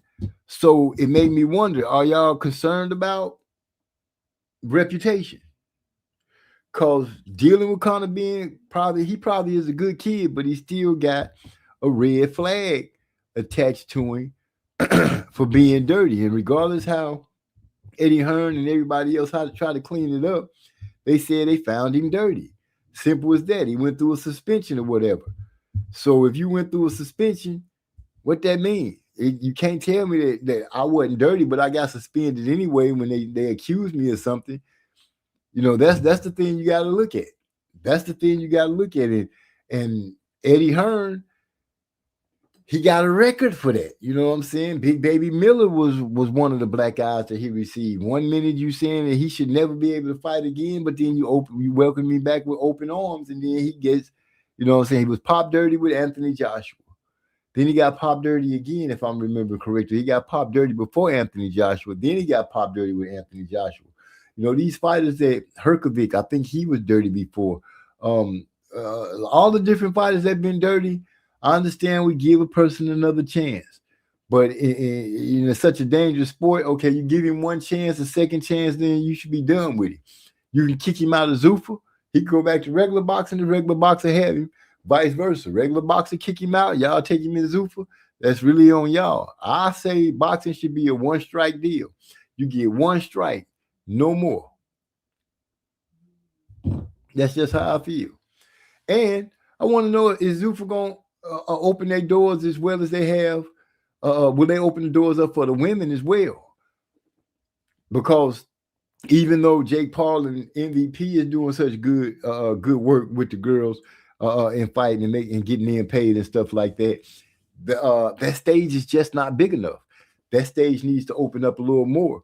And the WBC, IBF, IBO, WBA, and all them, they should be a little ashamed of themselves for letting Jake Paul come in and being able to get a foothold on the girls' part of the product and getting them paid. They should be shamed. They should be pushing a way to get these women, because women boxing is exploding. These girls are really getting good with making people want to really watch them fight, seeing them knock each other out and stuff like that. It's good. And seeing that some of the fights look wild, but more of the fights look uniformed. A lot of these girls look like they know how to throw punches, or throwing punches, or sitting down on their punches. And that's appreciative. And I want to know if Zuffa, they opening up the doors for them as well, or are they just starting off with the guys? I say if y'all open up the doors, y'all should open it up both ways, give both set of athletes a chance, because you never know. You see guys, they watch them in the MMA.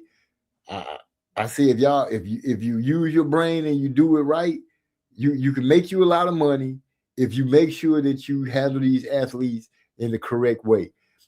Some of the model that you use for the UFC could possibly work, but then again, some of the models can't work. And for me, the fight I keep sticking on the pay aspect of it, because I think that's the most important part, because of the product that you will be watching. If you, what the hell? If they can get past that and make that really come to, they can come to terms with the fighters and everything like that, then I think Zuffa stands a great chance. If Turkey is, forget just being a fan, if he could be a good businessman, a smart, shrewd businessman, and make sure that the product is good and everybody getting paid, I think that's the best way for him. They didn't pull a stunt. I'm still not understanding the stunt by relieving Eddie Hearn and Conor Ben, because I really don't see where that can go. And if anybody sees where that can go, please let me know. But I don't see the big grandiose in that at all. Let me see. Right, because Dana ain't going to dock his own pay regardless who the fighter is fighting. Exactly. So they should set it. I know if they sit down, they come together, they can come up with a plan because I think it could be more than 10%, it could be 20% or whatever. But I think that, like what we always hear, this person got this much, and this person got there. I don't want to hear about no 70-30 split because I'm the A side. Y'all going in that motherfucker on an even playing field. Now, if y'all could negotiate a 30 split, if you win, so be it. But you shouldn't just get this big amount of money because we done seen the so-called A side go in there, get all the money, and then get their ass beat. I feel like the dude that did the ass beating should get compensated for overcoming the A side. Y'all feel what I'm saying? Or maybe I'm just, I'm just tripping. He said Dana White barely liked the females fighting in the UFC, but people like it. It ain't, that he got to get off of that shit. If the people want to see it, then that's what you need to be doing because that's gonna be your revenue, or some of your revenue. It's gonna help you keep things going because you stepping into a different world with boxing. So you need to try to pull every ace card that you can in order to get what you want. And what you want are great fighters to come over there and help pump up your fledgling league right now. You got to figure out how to poach fighters from Top Rank, PBC, Golden Boy, Matchroom, Queensberry. You got to come up with a plan to entice these guys, not just any other guys. I'm talking about you need some names to come over there. If you want to get a good foothold, you got to get some names over there, or you got to have the wherewithal to build some of this talent that's in there that you looking at and say, that motherfucker right there could fight, but don't nobody know who he is. Let me introduce him to the world. You got to have those kind of balls. Y'all got the money. It's a bunch of millionaires running around, playing around, and just having fun making money. I'm just saying. He said Jake Paul is promoting the Ronda Rousey fight. Who's she getting ready to fight? But that just go to show Jake Paul, he running around doing his thing. We didn't call him clown, all kind of names. But I give it to him. He making moves. He found his niche. He found his niche to make moves for the women. And we've seen him put some good women fights out. So hip hip to him. But Ronda Rousey, she been I thought she was over there at the WWE. Because after Holly Holmes put those hands on her and put that foot across her head, broke her jaw, she just, man, I think what they did, I think they messed her up by telling her, oh, you need to slim down, be more sex appeal and all that. I think the heavy kind of Ronda Rousey, pit bullish Ronda Rousey was the one. When she tried to slim down and get sexy, that's when she started getting her ass beat. I'm just saying what the truth is. Take it or leave it. Plus, she looked all right as a thick girl. She didn't have to downsize. listening to people talk about, oh, it'll look better this way. No, she should have left it alone because she was kicking ass that way. But each his own. You live and you learn. She went to WWE. I don't know what a career looked like over there because I haven't watched WWE since my little girls were little girls. Double conundrum because my little girls are little girls. Because they grown, but they little girls. And shout out to my twin, Jessie. She over there in Cabo with her little family, walking on the beaches and as the country folks say, eating shrimp and just living her best life. So, hey, baby girl, I know you're going to catch daddy sometime later. I'm glad you're having a beautiful time. But, what else you got for me? Did y'all enjoy the fight with the hard-hitting diva and Clarissa Shields? Did y'all get what? Did it roll out the way you thought it would? I thought it rolled out quite well. Ryan Garcia didn't surprise me, but he happy as a... Well, I almost made a statement that people would probably throw rocks at me.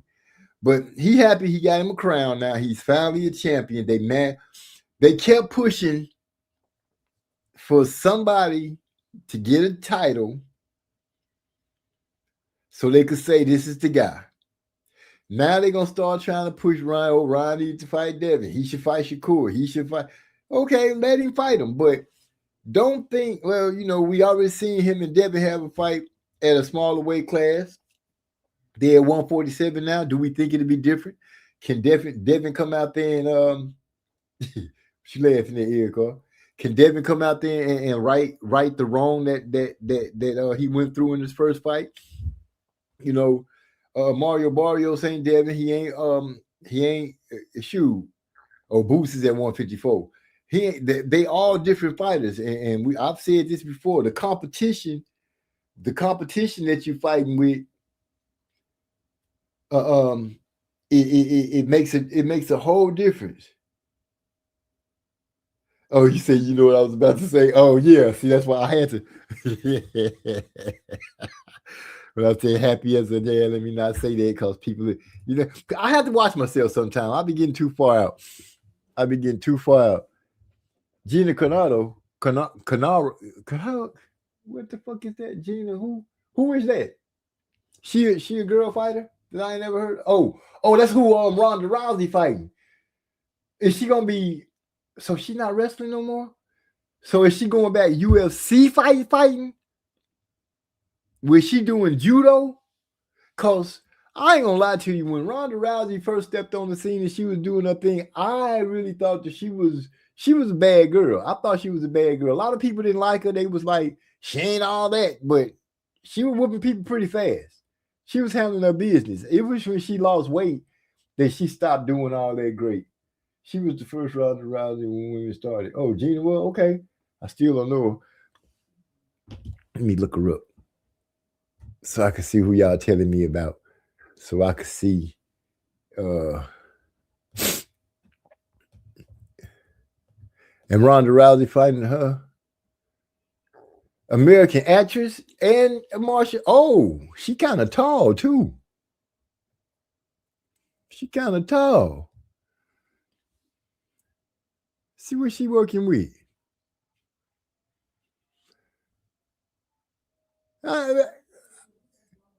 Have I ever seen her in what movie she in? Y'all, where she? The Mandalorian? The king in the motherfucking house. What's up, pimpin'? My player, my brother from another mother and father. What's going on? He said, what I missed? Oh, we just talking about we kind of talking about a little bit of everything. Talked about Clarissa and the hard-hitting diva and that slobber knocker that they had. I was proud of the hard-hitting diva because she stepped right. Oh my goodness, this girl here can fight. I was proud of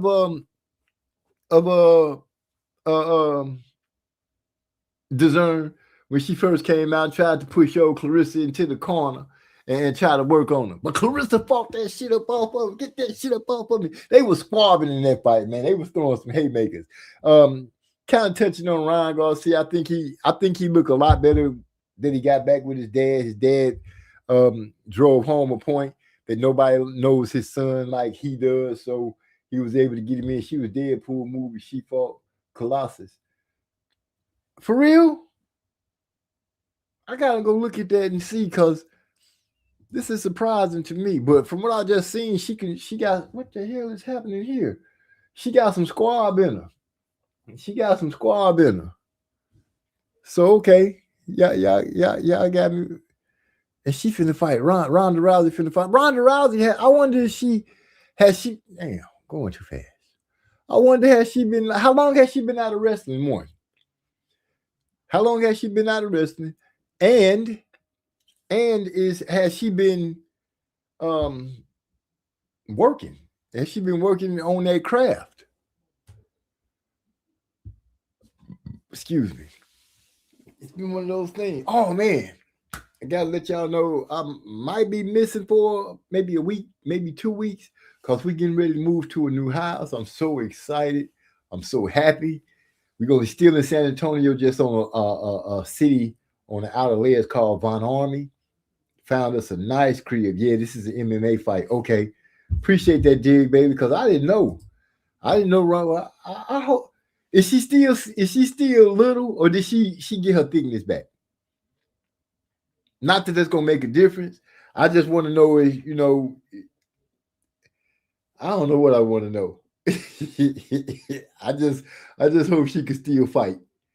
I hope she can still fight. That part right there. Hey, oh girl, I'm gonna go look at. Do I got Deadpool? Which Deadpool? She in the regular Deadpool? Which Deadpool movie she in? Oh, I got a question for y'all. Is it true? Is it true that Floyd Mayweather is supposed to be coming back to fight? I heard 2 rumors, and I'm saying rumors because I heard he's supposed to be coming to face against Mike Tyson, and I'm hearing he's supposed to be getting ready to face Manny Pacquiao. Is there any truth in either one of those? Has anybody heard something substantial to make a person say, oh, okay, they actually getting ready to do this? I don't really see the reasoning for it. Now, some people would be like, because Floyd is broke. He ain't got no money no more. I don't try to count that man's pocket.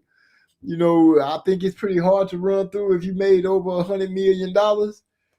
I can understand that you live in a certain lifestyle, but damn, to burn through 100 mil is enough that you don't even have to do anything no more. Because the interest alone can keep you going, even without you investing in anything. But if you spending it like water, I guess you could burn through it. But is there any?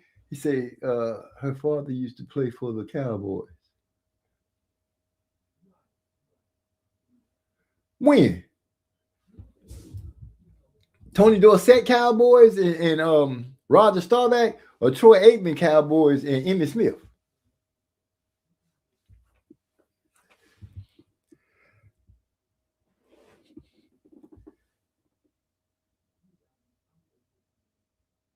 No, I ain't know Kennedy's topic came down when they was her and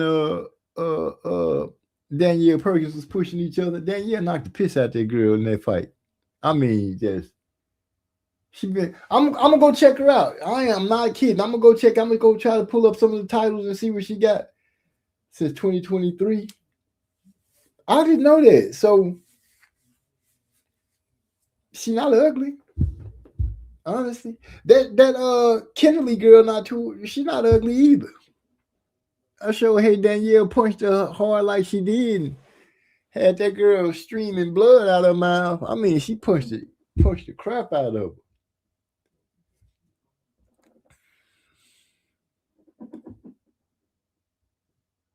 Clarissa Ryan. Man, that was, I didn't really get to see the Antoine Russell fight. I saw some of it, and I saw that he was going to the body and he was working good. But that dude from Japan, he started coming back and he was putting in. Oh, she thicker. I like that. Me likey. Thick like she used to be. See, I think I was doing the fighters like TLC with that back in the day, back end money, treating it like a trust stash cash advance, being just saying the money gone when he got good and ready. So you think that Al Heyman was playing what's her name? Oh man, what's the girl name? Was it Pebbles? Really not. I like that. So you saying Al Heyman was doing what Pebbles was doing to TLC, and my boy Dig Baby say that Ronda Rousey think like she used to be. I might tune into that channel. And he said Floyd broke. Oh man, really? Really, you man? All that money y'all think how can I put it? Because a rich person broke is different from a poor person broke. A poor person broke is broke. A rich person broke is a few million less than the ideal number of millions that they want to have. He said, yep, remember Al started off as a music promoter. Yeah, I remember him starting off as a music promoter, but I wouldn't think he was doing no boys like Pebbles did TLC after all their smart investments. I mean, after all them but I can hear your voice saying that right now, DeCane. I can hear you. Yeah, after all this smart. I mean, I made smart investments. The thing that get me, he like, we got this. What's the big boy mansion? Well, we ain't got the big boy mansion. No, this the other mansion, but we still got the big boy mansion. You really come on, man. Not that far back. That's crazy. That's crazy. Yeah, you had Floyd a trash bag full of money for 10 years straight while putting the rest in his own accounts. Dang, you think Floyd was just saying, okay, I know my back end coming. I'm still spending money for this. I ain't even cashed this check yet. Which let me just go ahead and say this. Now, as a regular person that make money, like, I consider us all regular. Ain't no way you holding a check for 3-4 years because they got expiration dates on them. You can't just hold a check. He did play. Oh, he was on the 70s. He was on the Dorsett and Roger Staubach team. Okay. When I was young, Roger Staubach was like my favorite quarterback because he used to take poundings and still get up and throw the Hail Mary. Yeah, Andy could have got the decision. But where was I? Yeah, the smart investments. He still got the Big Boy Ranch. I don't know if he still got Girl Collection, but I didn't really think that was a good idea. A strip club, how much money you really gonna make off a strip club? Even if it is in Vegas. Yeah, strip club, nah, they ain't bringing in no money. If you invested in some land, hold on, my brother. Let me put my headset on. Ladies and gentlemen, boys and girls, one of the smartest young men I know, one of the coolest young men I know, cold ass voice when it comes to singing. This dude here cannot be flexed with, and he could mimic. He's just talented all the way around.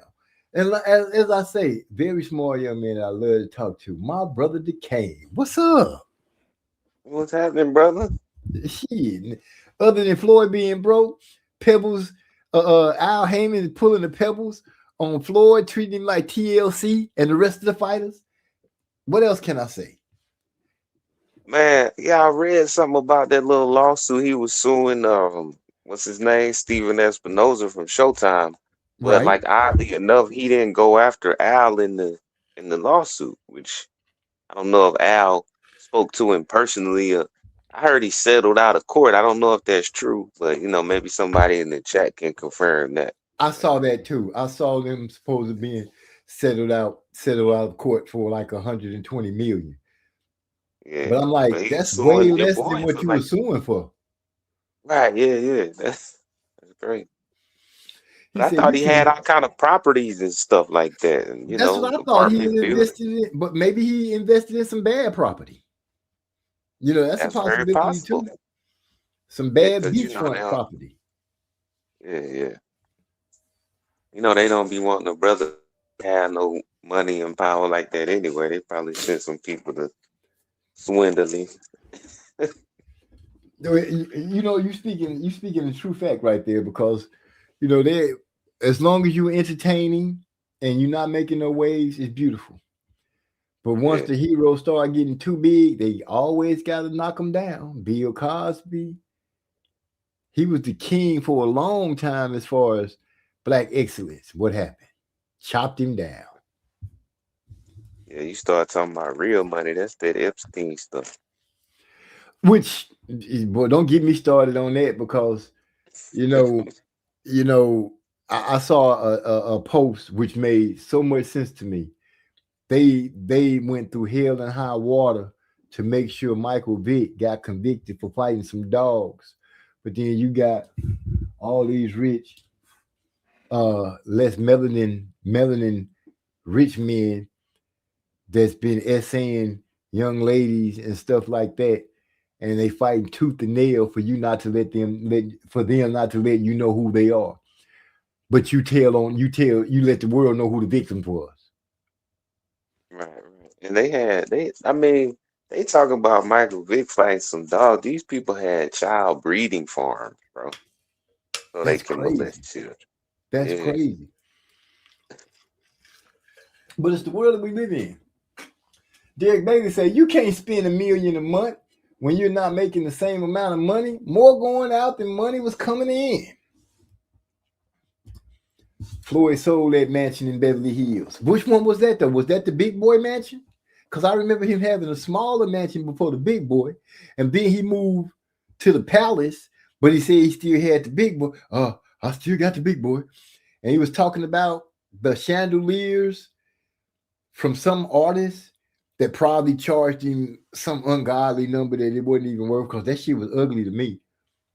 That's just, I'm just being real. It might have had some big name on it, but have you ever noticed a lot of the big name stuff? They be, oh, this got a price tag of this much money. That shit be ugly as hell. Yeah, All that's that why I stuff don't don't really be mess pretty. with name brand like this. You just spent your money on some trash. Yeah, I don't want no ugly, expensive stuff. Ooh, that's a good one right there. He said they got Floyd out here looking like Franklin Saint in the last season. Ooh, he ain't quite like Franklin yet, because Franklin had turned into a bum. Yeah, not Franklin Saint. That was a good ass movie. I watched that Snowfall. Decay. That was my show right there. Franklin was a beast. But Yeah, I love like the first three, 4 seasons of it. I didn't yeah, watch it after that. The shit kind of fell off. But, because he started falling off. You didn't want to go down that road with. You didn't want to go nah, down. cause John Singleton died. The creator of the show. The story started getting the love. I think me. I feel you. You know who else? I would have touched out. I would have reached out to that lady that was writing Power. She's damn good. Shit. He said, "Facts, MZ. You have to deposit it sooner or later." Talking about the Floyd Mayweather. Talking about, I still got the check. I still got the check from whatever fight, but that was 4 or 5 years ago. That check ain't no more good. You know what I'm saying? Stop lying to people. But people don't be paying What are you attention. talking about? The McGregor fight or something? Which fight was that? It probably was the McGregor fight that he was talking about. I got so much money, I ain't even spent this check. But bro, you gotta tell the truth, because people sit down. Hell, checks have expirations date. You can't just have that check. The bank will be like, oh, this motherfucker must have died. They'll kill that check as soon as that date passed by. Then you'll be in there on your way to court, mad because you done got the police called on you because they saying you done came in here with a check. Look, excuse me, sir, that check is outdated. The fuck you mean? Can you imagine? You done walked in, you a day late. Oh, bruh. The fuck you mean I'm a day late? Yeah, sir, I can't catch it. You're going to have to get them to write another one. You can't go and get them to write another one because they done spent their money. They looking at you like, why you didn't go and cash that check? Nah, you know what I'm saying? But you do have an And I'm argument. dying. What the fuck you mean? Exactly. Fuck you talking about? Hell no. The Madonna fight. He ain't make all that much money on the Madonna fight. No, I think it was. It had to be after the Oscar De La Hoya fight, because Oscar De La Hoya fight kicked him off. Maybe it is the McGregor fight. I know it's somebody fight that I'm like, you can't keep holding that check up, bro. That check supposed to be dead already. What he did was he cashed it through his phone. He took the picture of it and sent it to the bank, and they cashed it. That way he could still walk around with it like he ain't cashed. That's probably it. He said Staubach was everybody's favorite quarterback. My auntie didn't like him too much. She didn't like the Cowboys at all. My auntie was a Green Bay Packers fan. I don't know why. Because Brett Favre. She thought Brett Favre, man, forget Brett Favre. He wasn't around when Staubach was doing this thing. They said there is no record of Floyd owning anything because all that is, oh my gosh.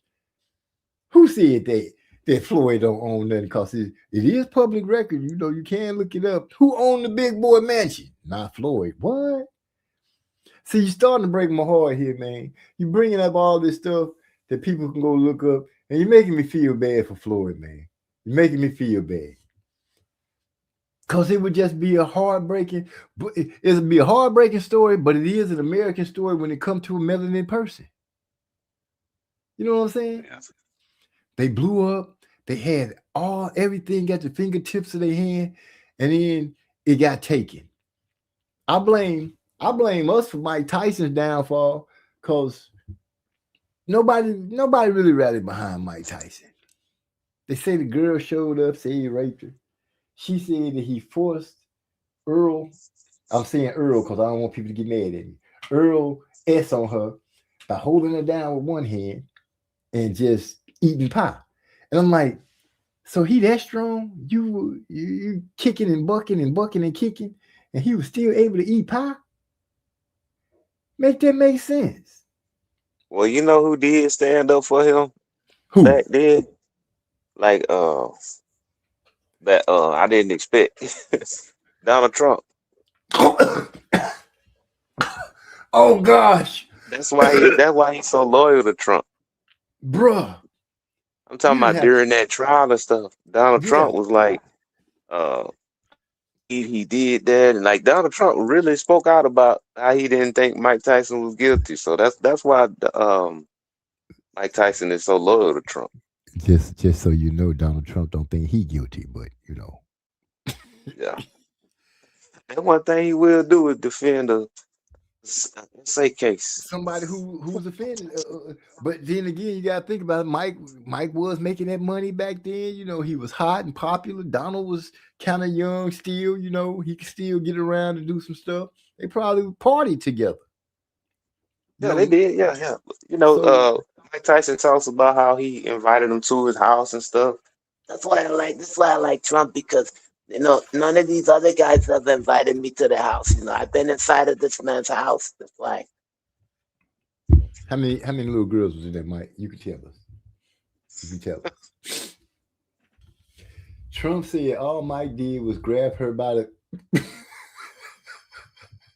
Leave it to Eric. Oh boy, I tell you the truth. Oh boy, a judge done scared the stupid out of Pam Bundy. She put out a judge put out an arrest warrant for this lady. This lady went to court on her own and said, she said, I was just following orders to some stuff that I didn't think was lawful. She done turned on Trump. The other lady that was telling, I can't remember her name, they said that she got her head blown off. I'm like, you ain't know about that? Who got the head blown off now? Yeah, one of the women that early whistleblower of this Trump Epstein situation was supposed to come out and tell on something. They ended up finding her with her head blown off. Oh, okay. Yeah, I believe that.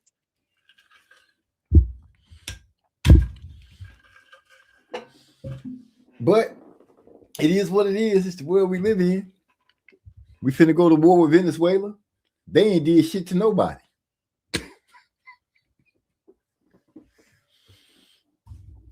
Well, they sitting over there with the war. You know how that goes. We need to borrow just a little bit, but they could just ask them. Did you see the Deontay Wilder and Derek Chisora press conference? No, man. Don't tell me it was crazy. I haven't seen it. That's why I was asking you. But I do know that I did see Deontay Wilder get interviewed by not Seconds Out, Brian Custer. Yeah, I saw a clip of that. He was like, have I ever been accused of PEDs? Have him? Yeah. Yeah, that he was on there with that. And I'm listening to the guy, and he really got convictions that Fury cheated him. I believe that Fury cheated. But the thing is, so many people make fun of him and joke on him. And I'm one of the people that say, sometimes the truth sounds wilder than fiction. Yeah. So I'm not putting it past this man. or what was said, but then the internet went and pulled up, Wilder said, I never said my uniform was too heavy. Then they went and pulled up an interview, I think it was right after the fight, where he was saying it. He did say it. Yeah. So, they're gonna drag him through the coals. And then Derek Chisora saying that he finna retire. This is his last fight. But he said he's gonna put hands on Wilder whether enough to retire. Wilder gonna retire too. Retire both of them. Okay. He said Wilder than fiction bars. What fiction bars? But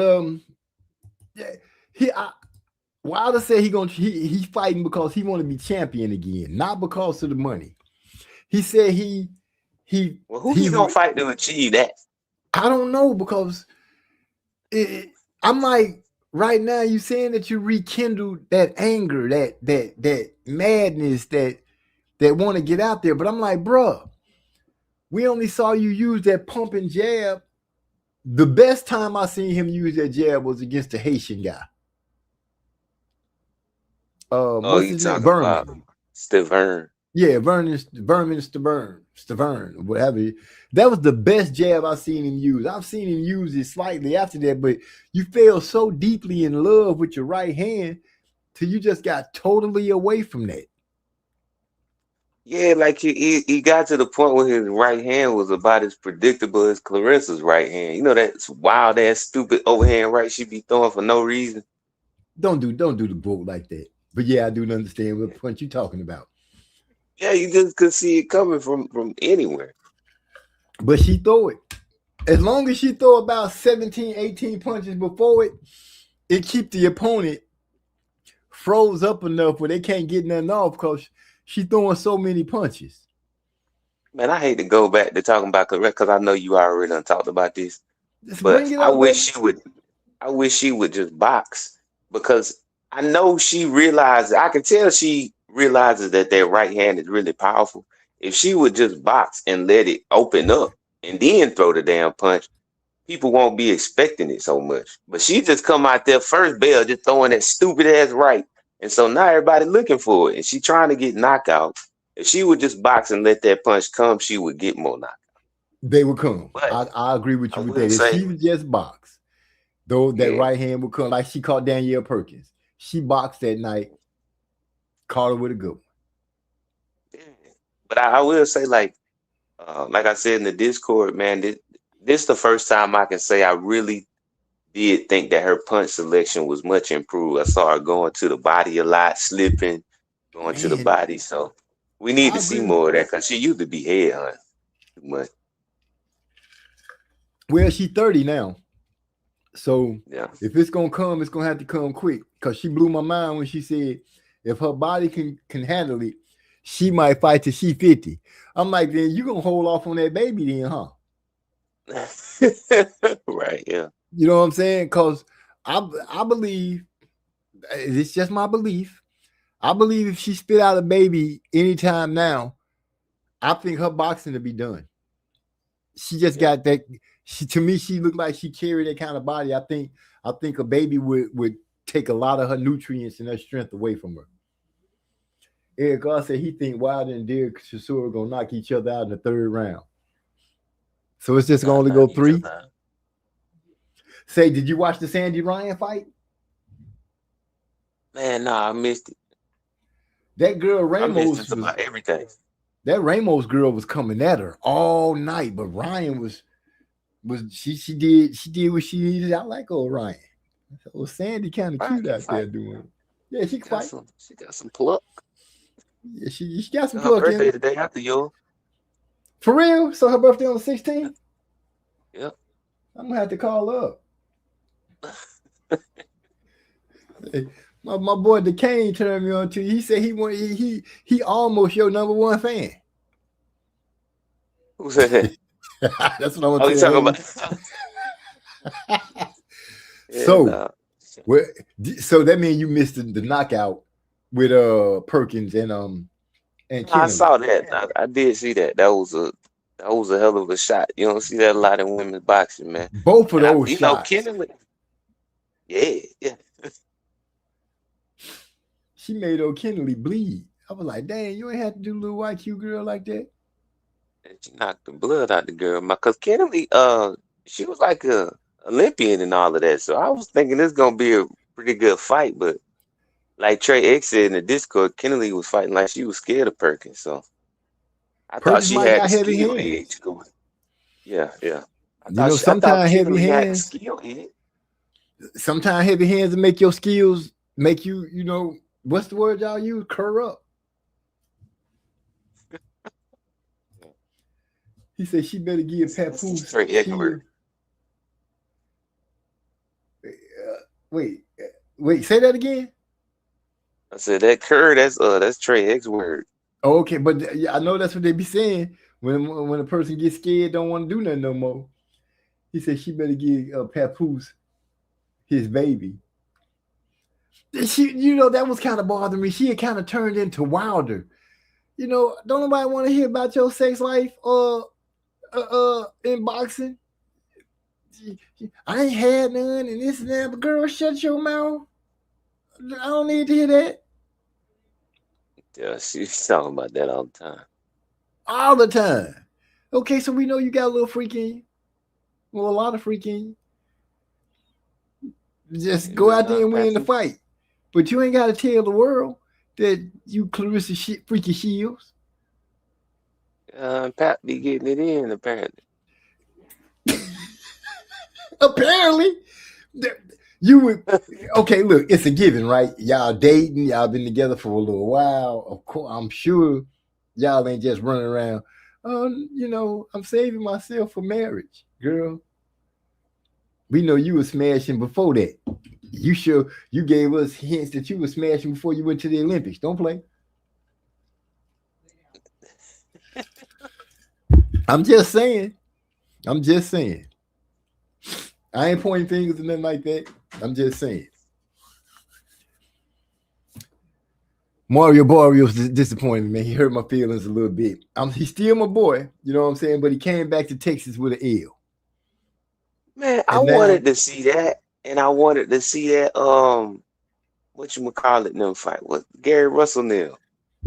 Gary Russell, he started off strong from what I saw. Hitting old boy, you know, he was himself. Antoine, not Gary. Antoine was himself. He was going to the body. Well, you know, all of their name is Gary. Oh yeah, that's right. Kind of like George Foreman, boys. All of them named George. Yeah. But then the Japanese dude like found a spark of energy at some point, and he started landing some like solid ass body shots on Gary, man. I mean, they was thudding kind of shots. But then out of nowhere, he reached back and he threw a punch that was so low. And when I say low, I mean it was way below the belt. I mean, he really came like his glove slid across the floor of the ring and hit him between the legs. And for real. I'm just saying that's how low it was. You know, you like, damn, where that punch come from? Off the floor. It was low. Great. It was low. But in Russell's defense, that boy got up after he was on the ground for a couple of seconds. He got up and kept fighting. I think it might have took a little bit out of him, but he kept fighting. He got the victory. Well, see, in the Discord, they were saying that it was like a sort of like an indictment. It showed what happened when you fight back against Gary Antoine Russell. It could be an indictment, but then again, name a fighter except for the ones that are really, really, really good, great. Take it how you want, whichever one. But I'm gonna name the names that are the hottest to speak of in the most current era. Floyd, Crawford, Ward, right? Mm-hmm. These guys have full tool bags, full repertoires. They got offense, defense, ring generalship, and they can adjust. every fighter don't have that. So when you see a fighter going through some things, or they end up, because he still got the win, they end up fighting somebody who make them have to dig a little bit more, then we kind of indict them a little bit. But then they end up coming back and they correct that wrong.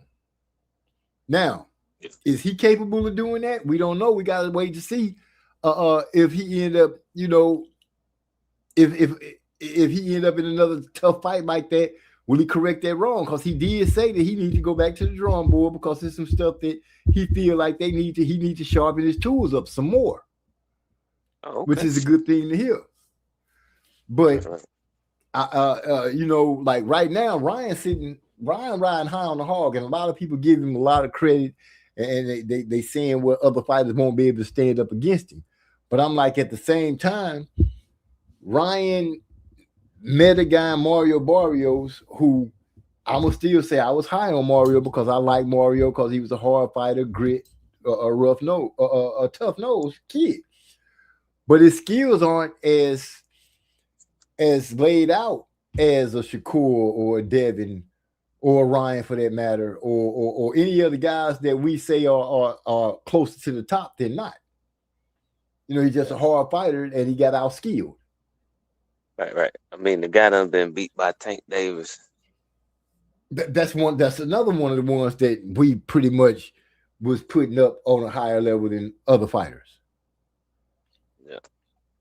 So now they're giving Ryan this extra shine. Ryan got to maintain that now. He's got to maintain it. Yeah. He's got to maintain being able to go to the body, being able to use both hands equally as he did against Mario. Show footwork. You know, he was able to. He looked great stepping back against Mario. You never really seen him look that great footwork with any other fighters like that when he came to fighting. But you live and you learn. So I'm like, when it's time for him to place that against somebody who's as good or better at footwork, who's as good or better at defense, who's as good with their time. It might not be as fast as him, but timing kills speed every day, all day. Yeah. So it's to my opinion, Ryan has stepped into a realm either by pushed or however you want to put it, but he stepped into a realm. He has a belt now. You know, I don't want to see him fighting a bunch of people that you expect him to beat. Yeah. It's not that's why I wanted to see the fight, because everybody talking about how good he looked, but I'm like, it was against Barrios, so I just had to see it for myself. And see, I could let you say it like that because I don't want to say it like that because I was high on Mario, and people would be like, "Oh, MZ, you know, you was good." But I said Mario is a hard fighter. You know, I feel like he'll do this and do that. That he possibly could do that. He didn't get knocked out. You know what I'm saying? Because you know, people was like, "Oh, he can get knocked out." I'm like, I think he's a little too tough for that. He got dropped a couple of times. I think he was surprised because Ryan caught him with some right hands instead of lefts. A lot of people was like, Ryan surprised him. Ryan surprised him with the right hand. Ryan surprised me with the right hand. That's what people were saying. But I'm like, y'all seen Ryan hurt people with the right hand before. That shouldn't be surprising. It's just that he's so in love with the left hook that he don't use it as much. But he does have a right hand. Right. So are we praising him now for having two hands? Like that's almost what it's like. But at the same time, I'm like, when you fight against somebody who's able to nullify, everybody gonna always know you about the left hand. But now you show the new wrinkle because you could show the right hand. So now they feel like, oh, your repertoire is like this. If you facing one of those dudes with the skills to do a lot more, then you're gonna have to show that. You're gonna have to show and prove. Andy was off 586 days too. Didn't show that much ring rust. Andy, which fight is that? I think he was saying and he maybe. Oh, he's talking about Gary. He said, "You're Might have right," been Ryan. I don't because know. Gary was getting in his ass. Yeah, Gary was getting on him in the corner because he was like, "You on the inside, you supposed to step around, dig to the body, and you're not making your turns," which caused problems for him because, like I said, that Japanese. Oh, Andy here. Maybe you're talking about the Japanese because his name Andy, I think. Andy Hiroka or whatever. Oh, that's what. So he was off for 586 days and didn't show them. Oh, wow. But he didn't kick into gear. He didn't kick into gear until like the second half of the fight. But after that sweeping punch between the legs, and when you see it, you're gonna be like, damn. I'm telling you, you're gonna be like, damn, that was pretty low. That was low. But with the way he was going to Gary's body and hitting Gary with some stuff, because at one point he started unloading on Gary, and Gary wasn't throwing nothing back. You know what I'm saying? They was in close quarters, and the old boy was throwing, and Gary wasn't getting nothing back. Okay. So, it was one of those teetering type of fights. And when they announced that Gary won, I'm gonna honestly say, in my opinion, it kind of looked like he had a sigh of relief that he pulled off the victory. Okay. But seeing the fight, it was a tight fight. And the Japanese dude looking at him against Gary, slim kind of guy, kind of rangy, kind of long. I would honestly like to see him. I would like to see him over here fighting a little more. I would really like to. I would like to see him getting in the ring a little more with some more of these 140. He looked like I like Andy Hiroka. He looked like he can bring some like he can bring some problems. That was his first L too. So, he can fight. Okay. Hey, did you see the Frank Martin and Nahir Albright? I really wanted to see that fight, man. I'm mad I missed that one. Oh, the Albright fight. Albright came to fight. Albright came to fight. It wasn't like Frank was gonna walk through him. Albright actually brought him some fight. They ended up in a draw, if I'm remembering correctly. Yeah, they ended up with a draw. Because they were both looking like the cat that swallowed the canary after the fight. Derek Baby said, I had picked Barrio also. He disappointed me too. I wasn't disappointed. I wasn't disappointed really, Derek, at the fact. It was just because I realized as the fight was going on, I can see his timing. He didn't have the timing to catch Ryan. He was the perfect opponent for Ryan as far as Ryan getting his win. And because when he was pushing the jab, trying to get the jab to the body and trying to jab Ryan was making the half step back. He was just getting out of range. And Barrios couldn't deal with the speed. He just couldn't deal with the speed. So it's one of those kind of fights. You fought a good guy, but you just happen to be against this guy. You just happen to be a level better than him. It's not that Ryan did anything fantastic or differently great, except use his right hand. He used his right hand a little more. It happened to be the weapon of choice against Mario that night, for the simple reason Mario, I believe, he and Joe Guzman went in the ring thinking left hook only. You know what I'm saying? And it left him open. It left him open left him susceptible to the right hand. But Ryan went to the body, which we seen him go to the body, but he was able to go to the body against Mario. It was just his night, and it wasn't Mario's night. But Mario did not let himself get knocked out. He got back up and he kept fighting. It wasn't a bloody fight that Ryan predicted, but I have to say, once again, I give a lot of credit to the dad because Ryan seemed to be better locked in with his dad than I've seen him with anybody else. Andy Hiroka. Okay, yeah, we got it right now. He said Andy didn't fight in 2025 at all. So he just was chilling for a whole year and showed up like that. Yeah, I felt like Gary was a little worried. But when they said that he won, you gonna see Duquesne. You gonna see he kind of had a. It's like a relief came off of it. He didn't sound like it was a relief, but you could see his face, body language, and everything. It was like, I got it. Yeah. You know what I'm saying? It was one of those type things. He done got slapped in the head in the corner by his brother, so you know he probably thought he wasn't doing that well. But his brother was getting on him. You know, he was getting on him. It. But you know, that's family, and that's how your family's supposed to do if you ain't out there performing and doing what you need to do, man. Get your bitch ass out there and fight. You finna lose your belt if you don't step your game up.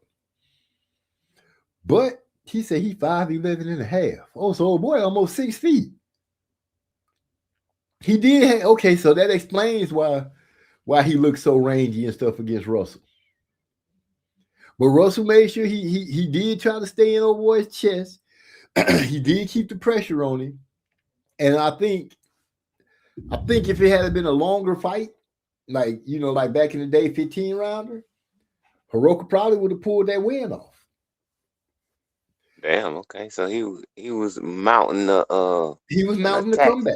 He was mounting something from what I can tell, from what I got to see, he had started mounting something. Because like I said, the body shots that he was hitting Gary with, they were solid shots. They were solid shots, bro. And some of them, got some reaction from Gary. Not a big reaction, but you could see it moved him.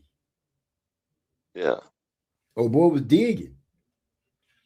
Jerry Baby said Martin fizzled out in the second half of the fight. And that could be because he too muscular.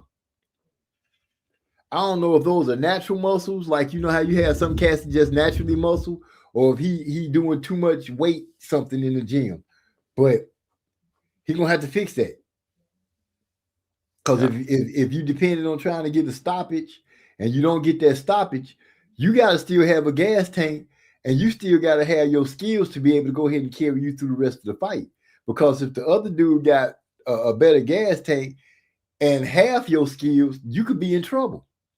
And that's another thing that lean these fighters in fights, because some of them go in there, they got one thing on the mind, and then when that thing don't work, your game, your part, your plan B is not that well adept, because you ain't got the cardio for it, or your skills ain't as sharp as they need to be, which you like you should be. There's a lot of things that work on it, but for Ryan, I'm gonna be watching him in his next few fights to see if they start picking and choose to let this manufactured belt, because to me they gave him this shot. They gave him 3 shots. You know what I'm saying? You failed. Your first shot, it wasn't going to be a belt from Tank. It was just a chance to go ahead and get your name really elevated. You lost. Then you go against Rolly, which should have been an easy win. Everybody to talk about it. You lose to a guy like Rolly, which is disrespectful to Rolly. But Rolly's so thrown off, he don't even give a shit to people talking about him like that, because he did what he needs to do and he beat Ryan. Yeah, really lose to Rolly, then you get another shot against Mario Barrios. So now you got a belt. Devin Haney is holding the belt. Who else got a belt at 147? Devin, Ryan. Who the fuck else is the champ? Wait, let me look it up right quick for you. You got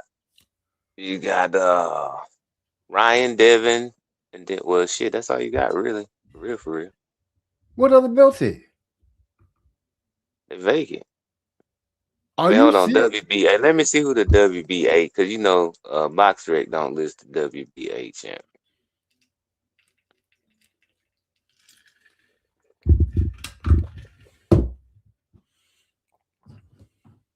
I'm about to look that up.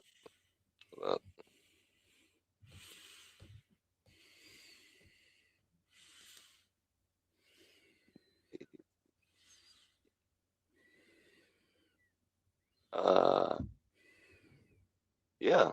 So Romero, Rolando. Yeah. Okay, so Ryan, you got to show you got two options.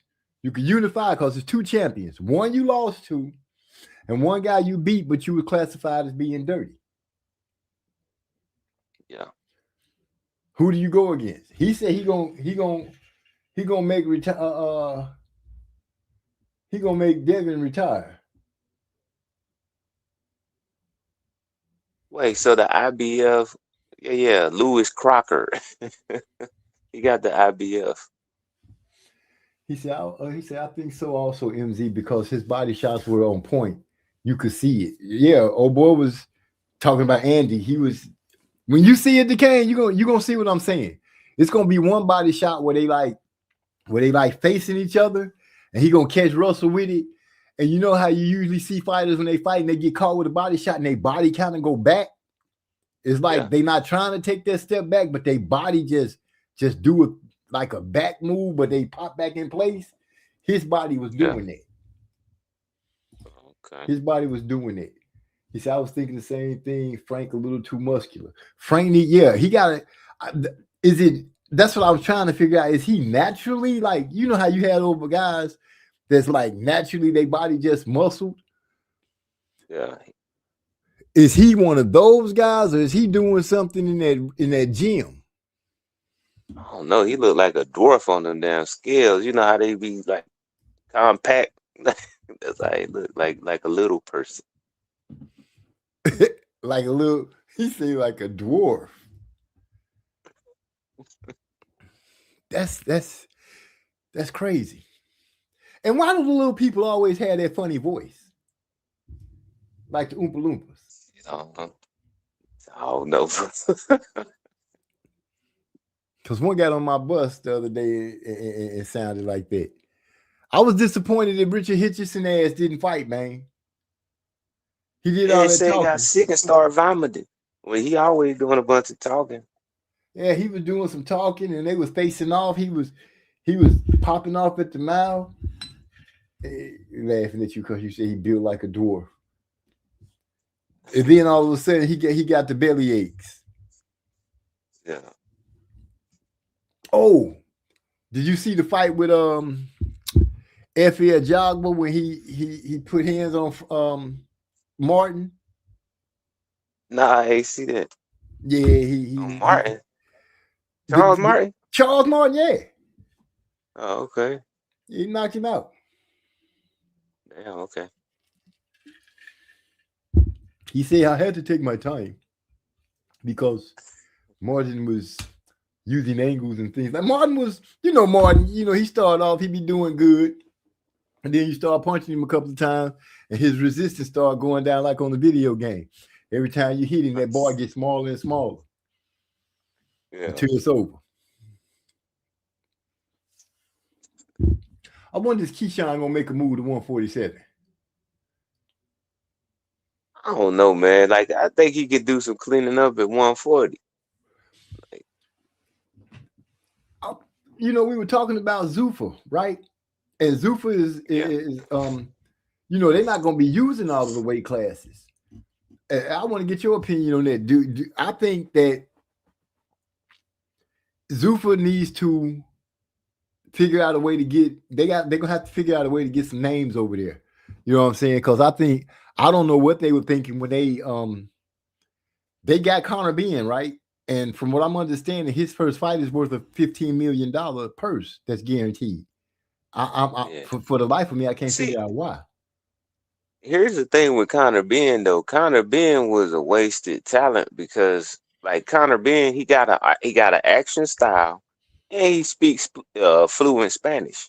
So, I mean, you could have done a lot more with Conor Benn than you were doing. I don't know if that's what Dana White is thinking, but that's what I was thinking when he signed him. Like, Dana White's smart enough to utilize all of the skills at this man's disposal. Like, for him to be an action fighter and to be able to speak fluent Spanish, that's a couple of markets he can tap into.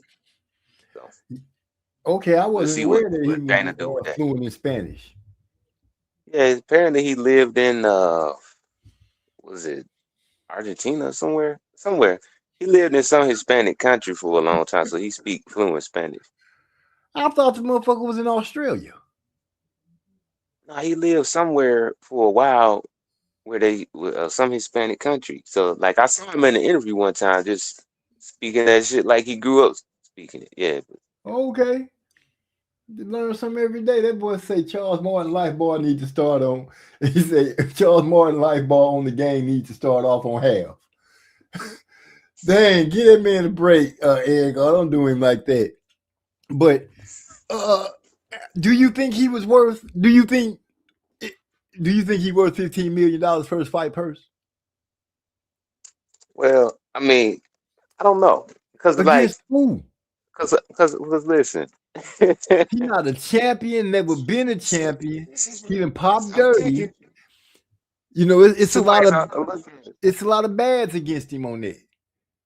There's two ways I look at it. Like at first, I'm like, well, Dana wouldn't have signed him for that if he wasn't worth that. But also, Dana White, Eddie, so maybe he just signed him to make Eddie mad. So maybe he just got the money. Like, yeah, I can take one of those prize fighters or whatever. So I don't know.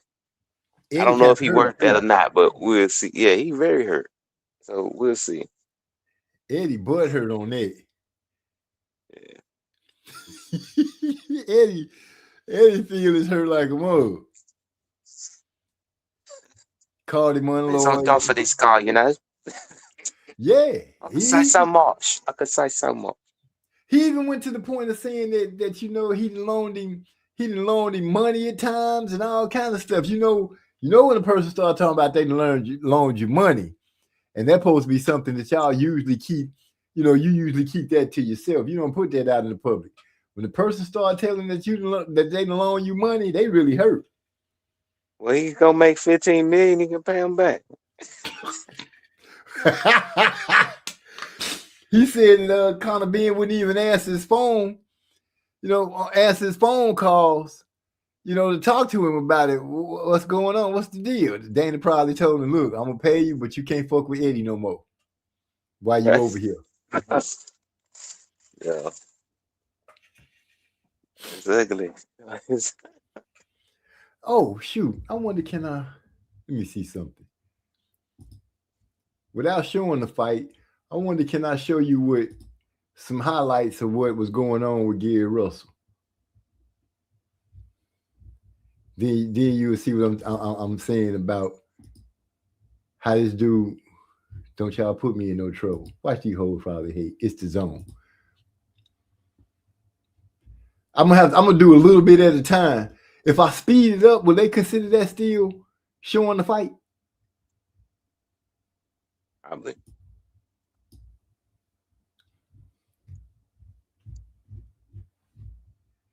Let me see if It's I all can good, find man. it. It's streaming, boy. Huh? Yeah, you right. It's all good. It's streaming, boy. We can get it taken down. Get it taken down. Well, I tell you, Yeah, we straight gangster around here. Fuck it. We gonna do what we want to do when we want to do it.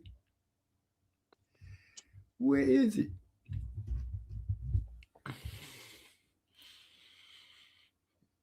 I think Gary Russell almost he did catch old boy one time, and it looked like he knocked him off balance. I give him that.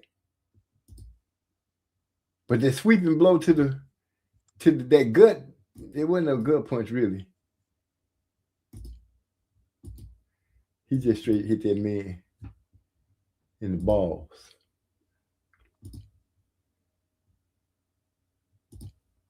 That's not it.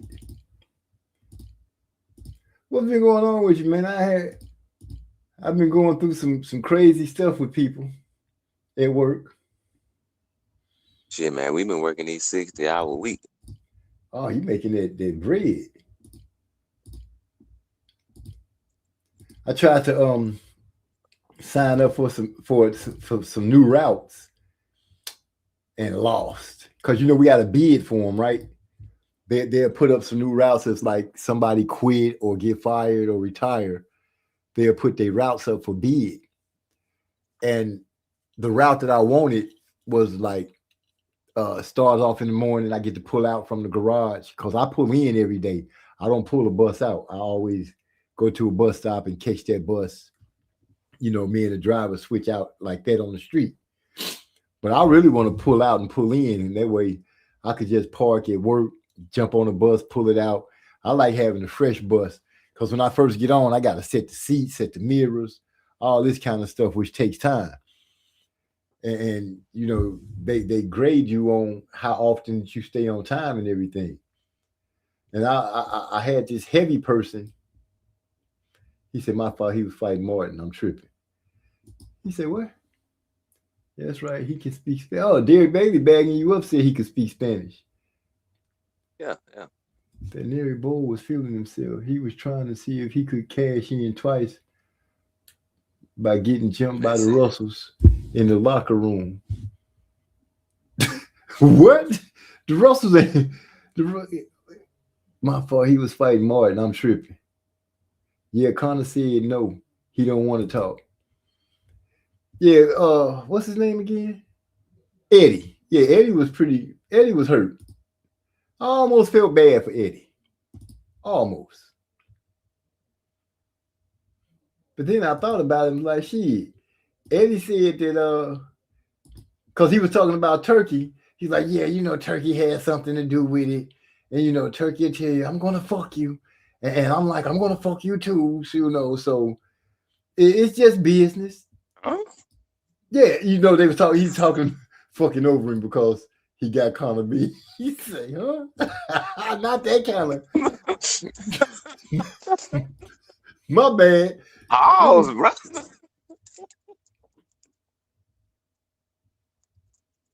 Let me see if I can.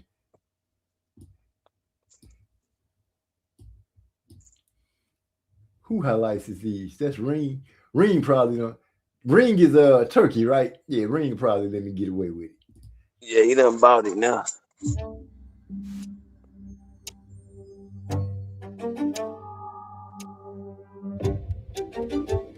What happens when you push past I ain't gonna put great? no sound to it that way. You find The way greater. everything. You just doing too much now, MZ. Introducing first, fighting out of the red corner, he comes Bump to that.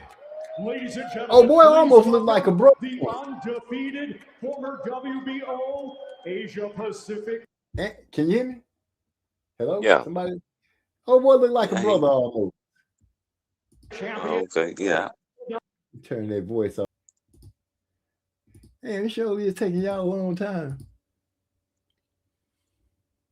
Mm-hmm. I want to make sure that you can see when he started hitting with that body shot. That you can see what I was talking about. When it's, if I can slow it down. Let me see if we can't slow this down a little bit. Where the speed at? Playback right there. This boy here gonna sweep. When they had that like that, okay, YouTube trying to see if we can see him.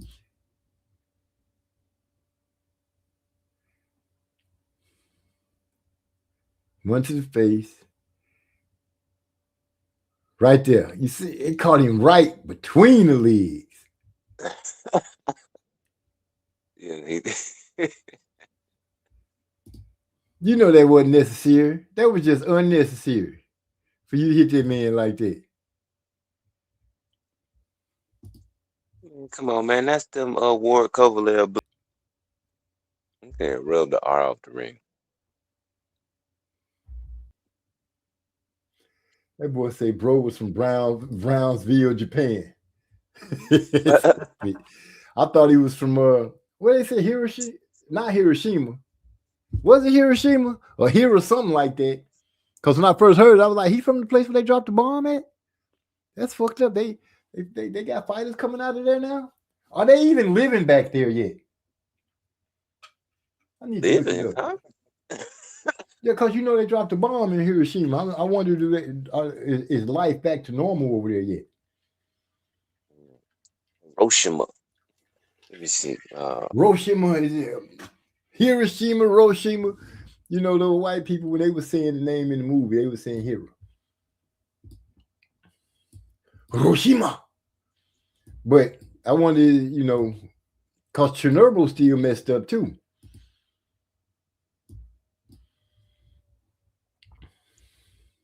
You looking Nah, it it's up, from huh? Yokohama.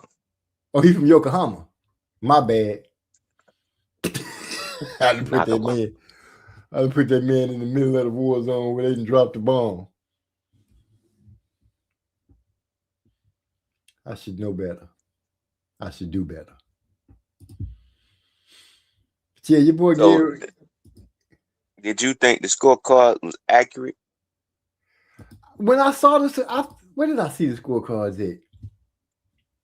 They There made was me kind of off. 111, 111, 116 twice, and 110 to 117.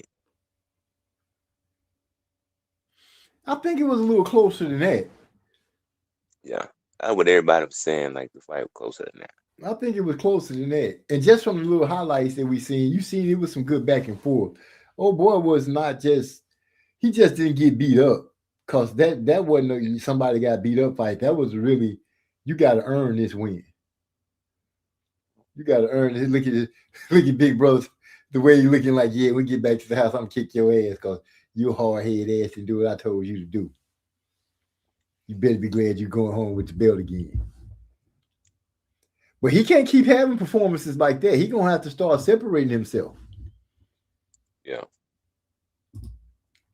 Or he gonna be upset. Feel is hurt, championship gone. Kind of like my boy Mario. Championship gone, feel is hurt. Gotta come home and get some sympathy from his girl. He ain't getting no winners. He ain't getting no winner, cat. So she gonna tell him to hit it from the side. Yeah. She gonna lay on the side and get to him. You didn't come home with the belt. You told me you was coming home back with the belt. You let Ryan beat you. Hey, what's going on with your Texas boy, Jamal Charlo? I heard trying to beg for a fight, man. Well, wait a minute.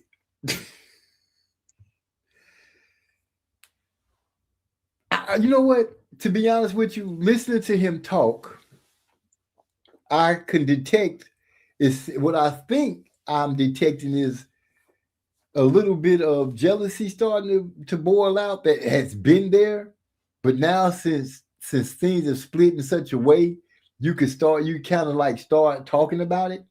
You saw Earl get beat by Crawford. You know, then you got beat by Canelo. Crawford beat Canelo with no problem. You tried to clean that up by saying that you just didn't fight your right fight against Canelo. You know, he tried to make an excuse. But then he tried to jump on Earl, talking, oh, I can fight Earl, this and that. You know, made it seem, he kind of took a little jab at Derek, asked him what was going on and all this kind of stuff.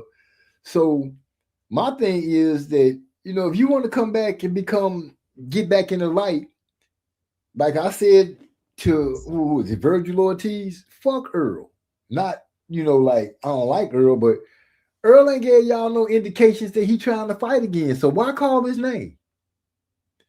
Yeah. You got names that you can fight this out there. You got Boots. You got Fundora. You made those memes that you put out there. You put the memes of the Boots. You put the meme of the giraffe. You put the meme of the big fish. Fight that you got to come back in. I understand you left. Then this Suleiman did speak on that. He was like, we didn't strip Jamel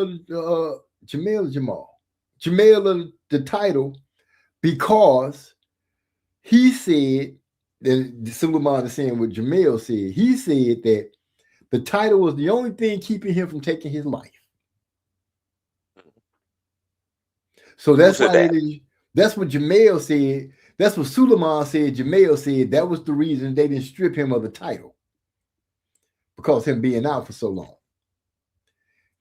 He said he understood and they didn't want to do that, so they left him with the title, because he was going through some very, very serious mental things, mental issues, stuff like that, and the belt was keeping him from doing himself. That's the way Suleiman made it. So he only got the belt because he meant. Say it one more time. So I said, so he only got the belt right now because he mentally fragile. That's got what I do. I don't think he got it now, because he Okay. once he got himself straight. But Suleiman was like, yeah, he was going through a lot of stuff mentally. He very serious mental problems that he was having with his mental. He painted the picture. He kind of put him out there on Front Street and was like, that's why we didn't take the belt, because we didn't want him to do something. We didn't want him to do something. And what I was getting out of him saying that is, Jamel was like probably hurt himself or something. The only thing I got that means something to me right now is the belt type thing. That boy said Mel always too busy looking at everyone but the guys on top in his division.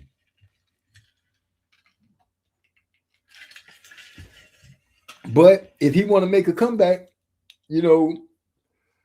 I think he should ease his way in it. He said that he could fight more than one time a year. He really made a claim for us and put it on that interview that he was doing. He really put himself out there. But I'm like, you out there and you telling me that there is not one fight that could be made, even if you don't call out the top guys in the 154 division. The 154 division got enough people in it that you can fight. You know what I'm saying? At least have a fight where you could show us that, hey, I'm serious. I'm really trying to be back. But to, I know he's going, I left as the champion. Nobody beat me. So I'm back. I should be automatic. I should be automatic for a big fight. I think that's what he's thinking.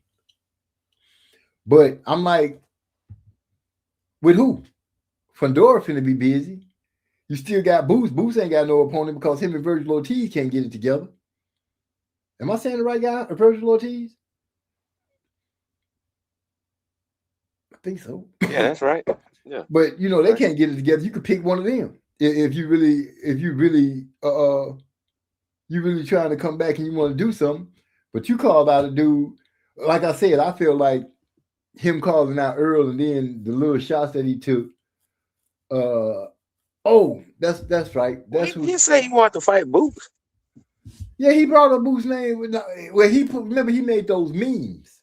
He made some memes when he first made action like he was coming back to start fighting again. He made a meme of the big fish. He made a meme with a giraffe. The lion was biting all of them. The lion was biting the big fish. He was biting the giraffe. I think he was biting on the boot. So, like, anybody can get it type thing. Jerry Baby said, I thought EJ is fighting Tim Zoo. I haven't seen anything to make it concrete, though, DB, for real. I haven't seen nobody say nothing about the Tim Zoo Earl Spence fight. Not one. Yeah, I saw a rumor. You saw who?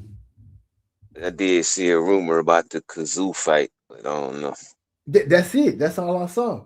He said he wouldn't. He never lost at 154, so I guess he feel like it's his division. Yeah, I get that. But you've been gone for such a minute, and if your mentor was all shook up like that, and I say that you have a fight to at least let your fans know, hey, I still kind of got it. I thought that was Jamal he was talking about. No, he spoke on Jamel, and then he spoke on Derek Bailey. I mean, Derek James. I said he spoke on Derek Bailey, like with conviction behind my voice. No, he spoke on Derek James too.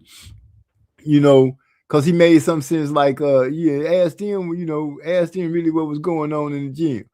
I don't think last thing I remember when y'all was talking about what was going on in the gym, you said you was beating up on you was knocking out number lefties, and you and Earl Spence was walking by each other, and Earl Spence said, "No, that ain't that ain't how pretty much like that ain't that's some bullshit all the way around. You know what be going on in the gym." So I don't know who been smacking up who, but what I do know is he ain't mentioned Terrence Crawford coming back. Did he say something about Terrence Crawford retiring? Because I want to make sure I say everything right.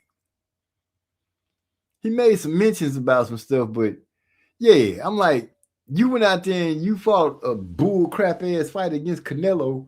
Then you watch Crawford go out there and beat. That's probably what drove you all the way insane. You know what I'm saying? That's probably what made you all the way crazy right there. Made you have to let people know I can't come and do nothing right now. I'm a little mentally sick.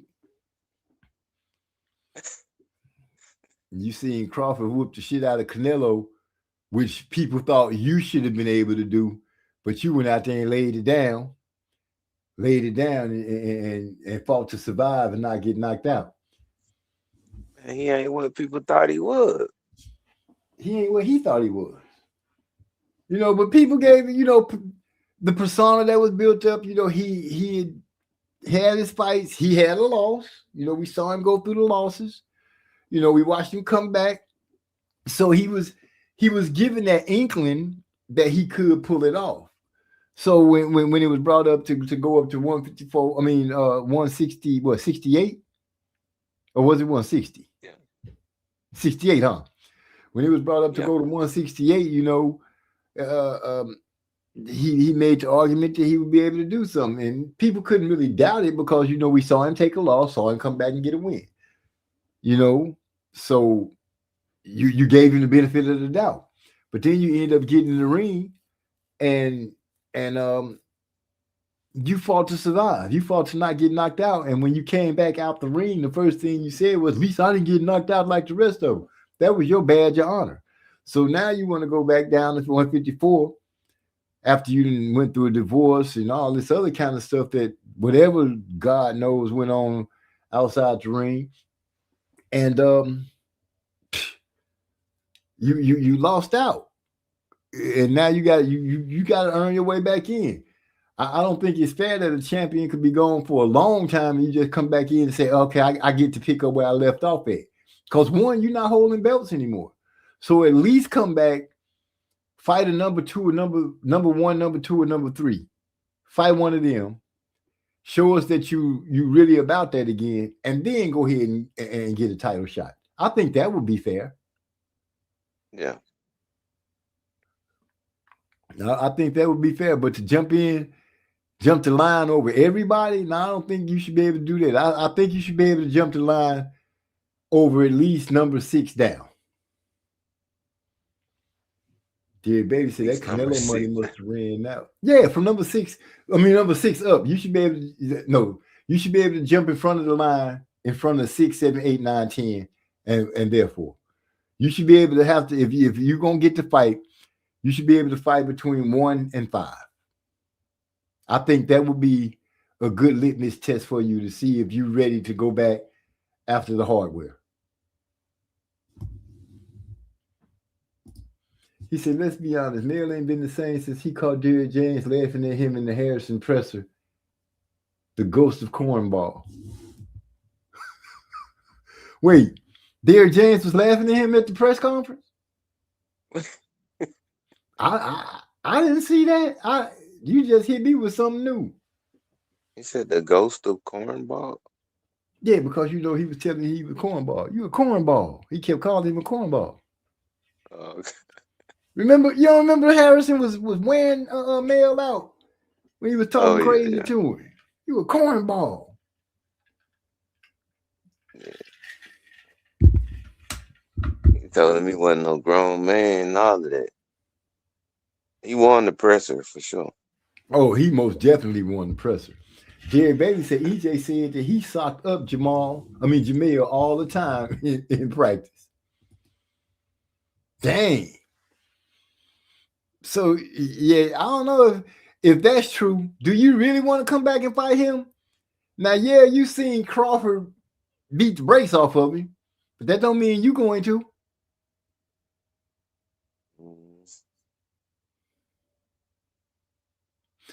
I'm going to tell you one of my favorite new people is Cash Patel. Why is that? His eyes, bro. Whenever he looks straight at the camera, I just get so amused.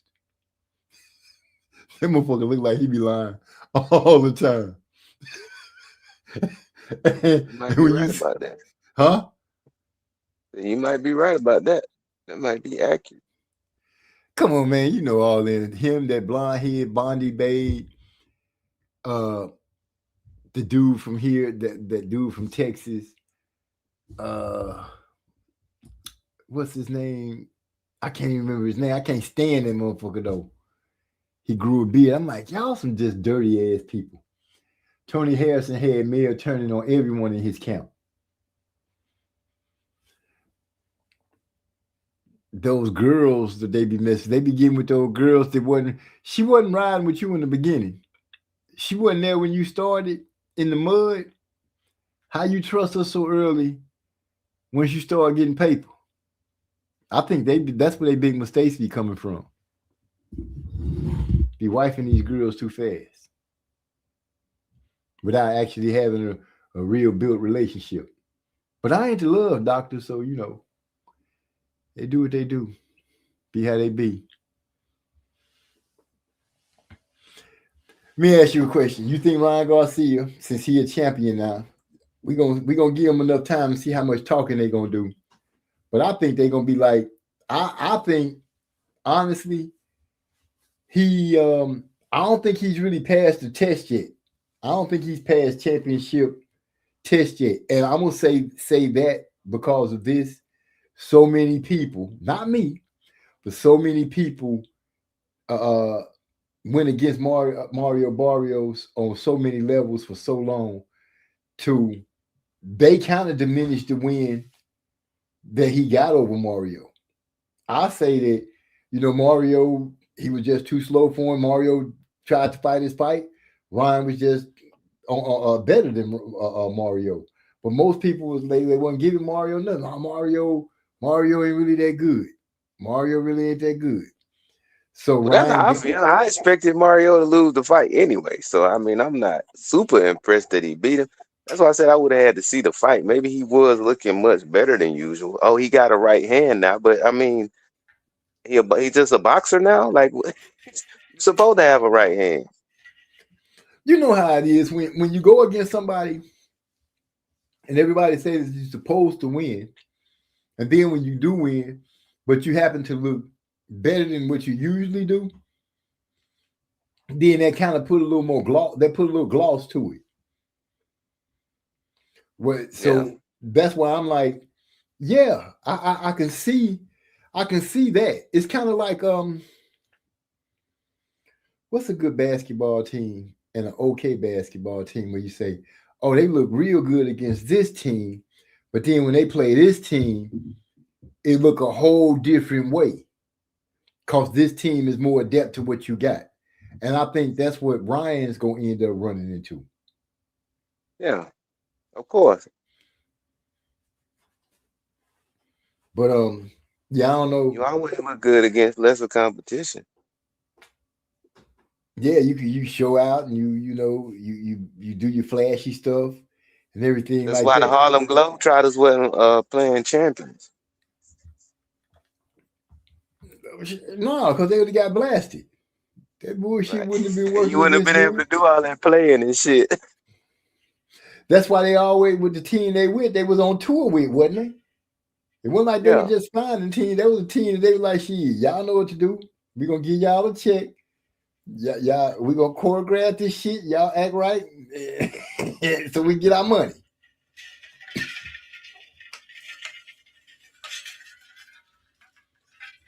So, bro, you know the bus, I got to tell you, when I pick up a person that's in a wheelchair or old folks pushing walkers and stuff like that, you know, we hit the button, the bus will kneel down to like curb height, right?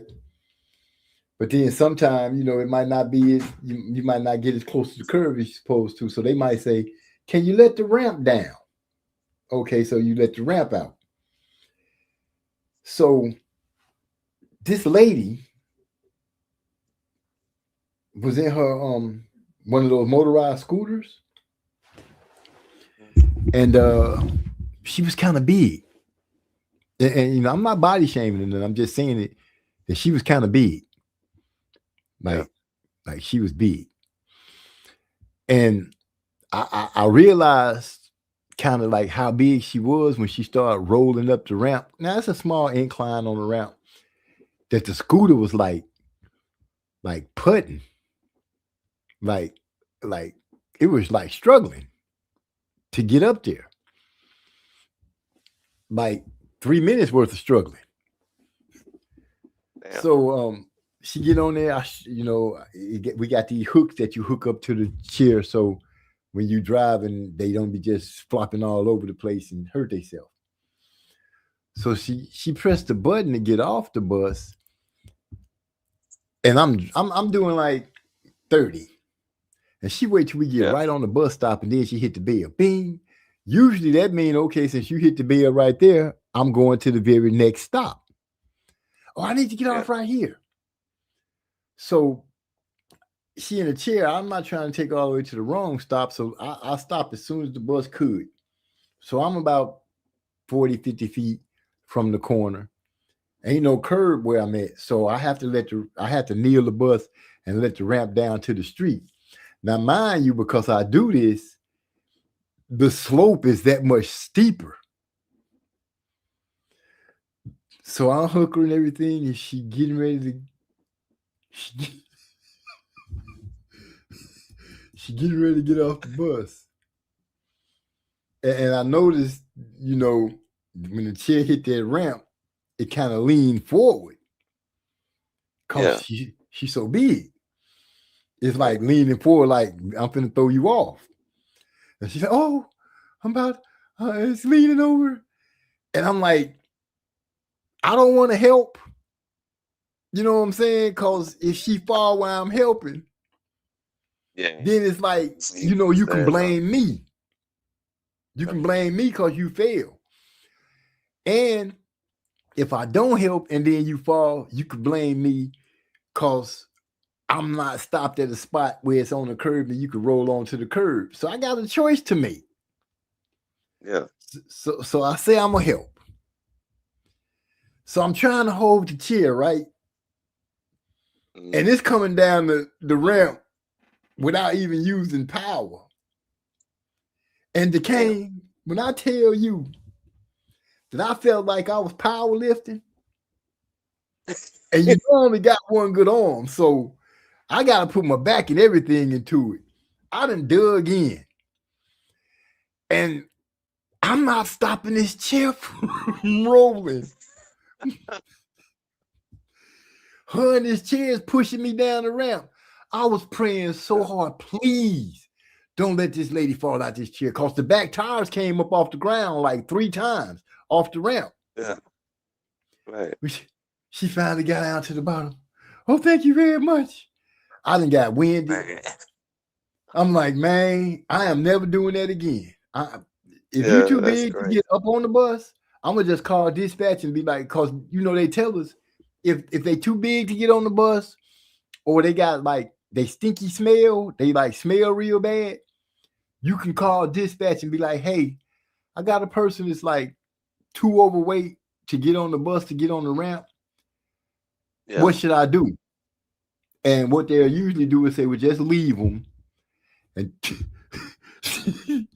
tell them that they can't, they tell you you're going to have to leave them, but you're going to have to explain to them that they can't fit up the ramp and get on the bus.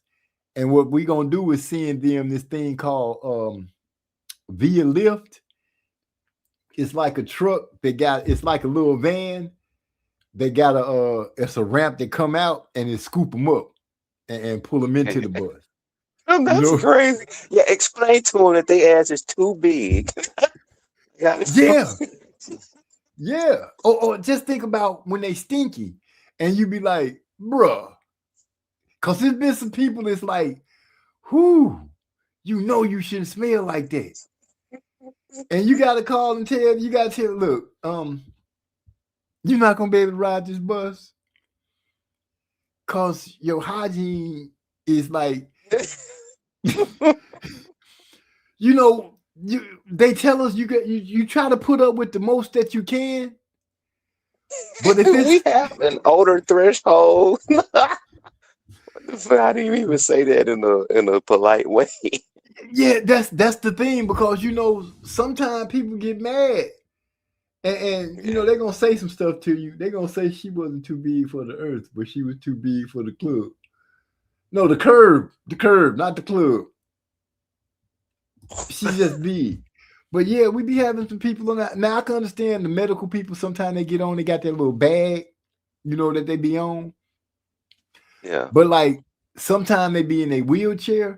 Now if they in the wheelchair, they like, you know, sometimes they might soil themselves for something. You know, if it ain't dripping, you can let them ride. But if they dripping, then you don't let them ride. He said, I thought Mario would be able to apply more pressure, making it an ugly fight. But Ryan was just a little faster than Mario, so he couldn't. He kept taking a half step back. And Mario didn't cut the ring off. Mario got to get some ring cutting skills. But I helped that lady, and then, you know, it just be some stuff, bro. It be some stuff. And you know how they always talk about black people always asking for free stuff, right? But it has come to my attention driving the bus, because I drive in different neighborhoods. I don't just drive in the black neighborhood. I drive in other neighborhoods. And those motherfuckers be begging for rides more than the black people. At least the black people would get on. They'd be like, man, I'm short. You know, and they'd drop what they got. But the other motherfucker, you getting on with a brand new iPhone, and the first thing you say, oh, my iPhone ran out of juice. And, you know, I was going to pay with my card on my phone. And I'm usually, I'm the good bus driver. I'll be like, okay, no problem. Number 7, come on, sit on down, no problem. But one day, I woke up, and I don't know. I just had made up my mind before I even went to work and said, you know what? I'm not giving no free rides today. So anybody that ain't got if your transfer expired, because I pull up, you got to transfer. I done pulled up, it's 2 o'clock. Your transfer expired at 12:51. What the fuck was you doing? Right. Why you ain't catch the bus before 12:51? Oh, my transfer expired. So you got to buy another one. Are you gonna make me buy another transfer? Yeah, ain't no free rides today. Are you late? No, I'm on time. And even if I was late, your transfer expired 2 hours before I got here. You should have caught the bus 2 hours ago. They be boy, the hurt look to be on some of those people's face when you tell them, no, I ain't doing that today. They stand there in the door for a couple of seconds. Like, you know, with this look, like, so you're not gonna change your mind? Like, I'm trying to keep on schedule. If you don't mind, could you please get out the door? As soon as they get out the door, I close the door. Pull off. But our people tell us, you know, if you see the same people keep asking for a ride, that you got to do them like that so they'll know. You know, at least have. If you get on there with a penny, I'll let you ride. You know, but if you ask me like 5 times, like this one dude, every time I seen him like 3 times in one day. And each time he got on the bus, he said the same shit.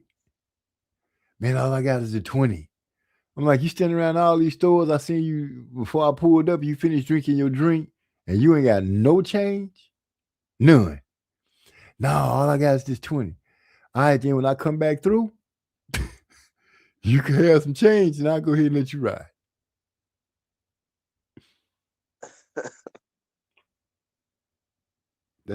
That's real as I can do it. But for the most part, I'll be giving up the free rides. But that one day, I just felt like, because I always tell my classmates, man, just let them ride this and that. And they be always tell me, man, you can't just let them keep riding. So I said, so for one day, I'm going to go ahead and just not let no free rides come, just to make y'all feel better. So y'all don't feel like y'all the only one doing it. Mm.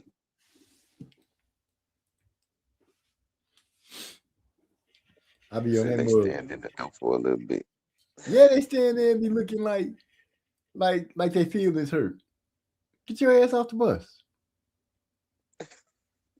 Fuck you standing there for? And then you got people who have like little mental issues. Like it's this one dude, I think he got like Tourette's. Because we get on the bus, he'd be like, "Hey, how you doing?" You know, he pay, but like, you know, we sit inside of like a cage. It's a door with a glass. You know, we boxed in so people can't mess with us.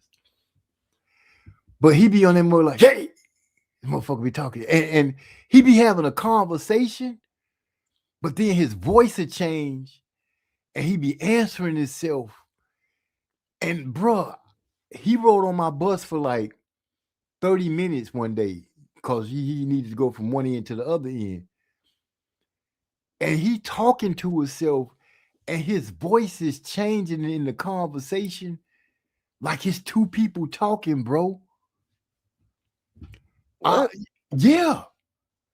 He'd be like, "Yeah, this motherfucker was telling me something so and so." And then his voice would change to like a whole nother person. And he'll start answering himself.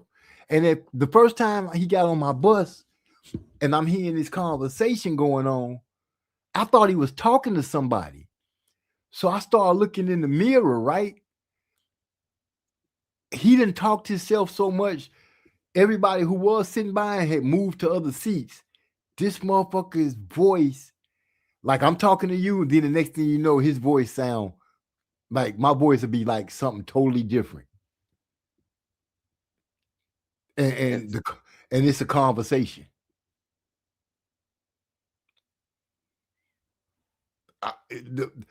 I'll be like, "Please, God, don't let this dude be on the bus with me by himself. Because I don't know if he got a demon or something. I don't know what's wrong with this dude." But when he get on, a couple personality. Maybe. But I'm glad that the personality that always get on the bus that pay the money is always like, "How you doing?" Because when he get on, it's like, "Hey, how you doing?" type thing. But the minute he sit down, it's like some kind of button click in him. He just start having a conversation with himself, and him and that self be going at it. And it's the one that he be talking to always seem like they upset. They always seem upset. Or it always, I don't know what to say, but I know that one voice be talking like cool, and that other voice is mean. It be saying, it be cussing and all kind of stuff. I be like, dang, that's crazy to be like to be trapped in your mind like that. Yeah, that's something else. Eric all talking about MZ had venom on his bus. No, bro, I'm telling you, if you see some of the stuff that I see, you'll be like, wow. Because it be ladies that get on there, they be having conversations like that. So it's a sickness. I just don't know what to call it. But he's the only one. No, I'm not. I'm about to tell a lie. He's not the only. It's a white lady. She homeless. But she be having conversations like that too. But her voice have an accent.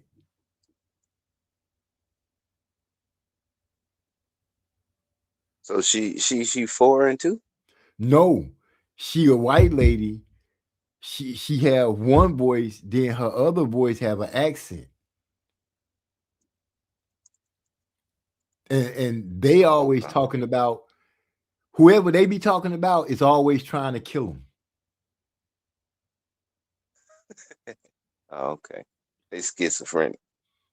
I guess I don't know. I don't know what it is, because all I know is that, I'm gonna move them from one place to another as safe as I can. But it be like, to hear them talking to themselves, I ain't gonna lie, it saddens me sometimes, because I be like, man, I pray to God that I don't get lost in my mind like that. Right. But Yeah, that's something. yeah, it's crazy. But her voice has an accent. It almost sounds like she come from England or some shit when she be talking to the other one. She even used different vocabulary. But it's always somebody, they always get off at the bus stop before a certain bus stop. Whatever bus stop she get off at, that other bus stop is where the killers is. So they always get off before they get to the killer. Every time. Every time. Every time. Every time they get off the bus, they always make reference. See that they go down there at the other bus stop. They trying to kill us. We gotta go. We gotta go. Bro, if you hear these conversations, you'll be like, man. And what, maybe they want people to think they crazy, so nobody mess with them. No, bro. These people, when you look at them, you can see it's something wrong. Oh, okay. You can see something wrong. This ain't no pretend shit. This some you need some medicine.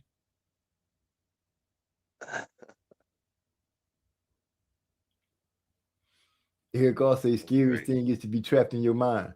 I don't know. I ain't never been trapped in my mind, but I'm praying that I never do be. But I see the results of some people that be out there, and it's not good. It's not good at all, bro. Or the ones that be seeing stuff. I don't even want to go into it no more because it's already making me feel crazy. Not crazy, but it just, I can't explain it, but it's something. But the best times I be having on the bus is when my wife come ride with me. My wife be riding. She be making me some good ass lunches, boy. I'm gonna be fat to the motherfucker. I keep messing around on this bus with her making my lunches. My wife be hooking me up. I be having chicken, sandwiches. I can go to work with chicken sandwiches. I like peanut butter and jelly, right? So I get some peanut butter and jelly sandwiches. I get a couple of cold cut sandwiches. If she made chicken, I'm getting chicken too. I'm riding down and some kind of snack cake. I'm riding down the street. I'm stopping at the light, hurrying up, pulling something out, taking bites, greasy fingers, all kind of shit going on. But I be inside my little box, so I don't be tripping. And I feel like if anybody like get out of line, and I feel like I'm in danger, I just hit the brakes real hard because I know it's gonna throw them.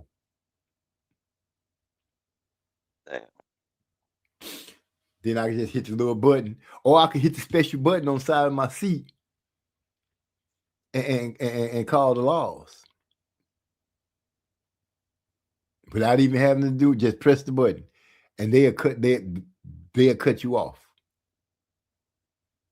Some of my classmates had to do that because one dude was threatening to beat up one of my classmates. He a fat dude, so you know he ain't trying to be going through all that stuff because when he get in his seat, he gotta be there. It ain't no getting up and down for him. Who the fat dude? Your classmate or the other guy? My classmate.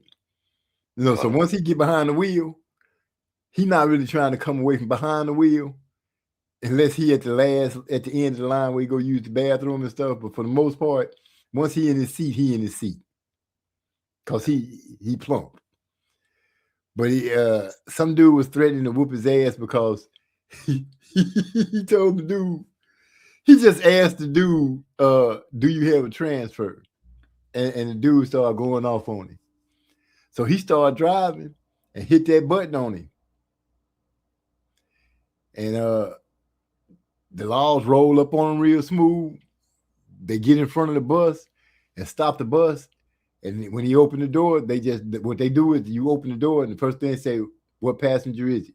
And you just tell them and they go handle it. Mm-hmm.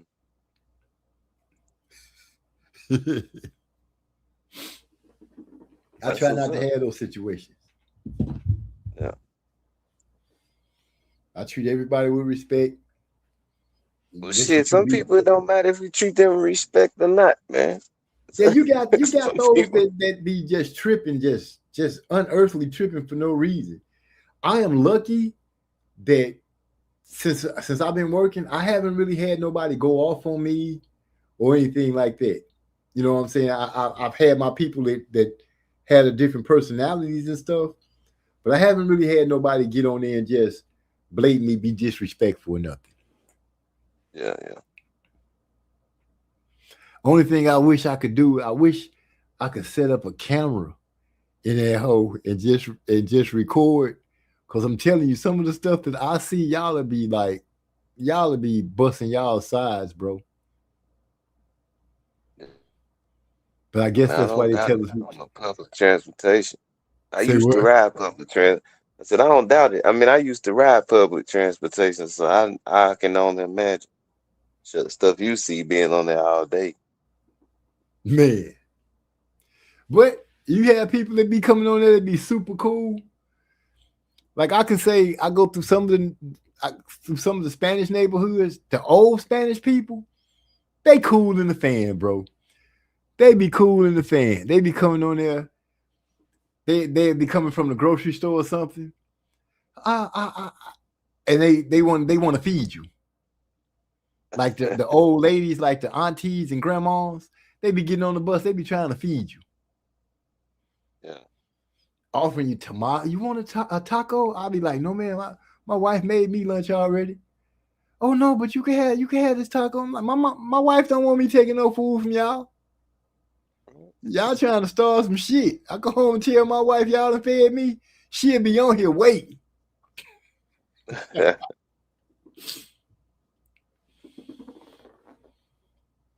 Man. Yeah. So- Hey man, off topic, man. Have you ever been to a restaurant, right?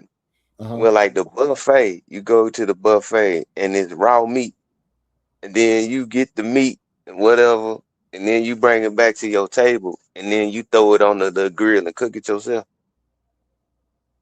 No, I never seen that. Yeah, so yeah, like the coworkers invited me out after work. We went to the little restaurant, and they had the little meat. I'm like, okay, I'm at the little bar. I'm like, I don't know if I can eat this shit right here. This is a little too undone for me, right? So I'm picking up the meat. I'm like, okay, I guess I take a little bite, try to see. So we get back to the table. She's like, yeah, you have to turn on the oven and cook it. I'm like, what? I gotta cook my own food. So Yeah, you so- paying to go to the restaurant to cook your own food?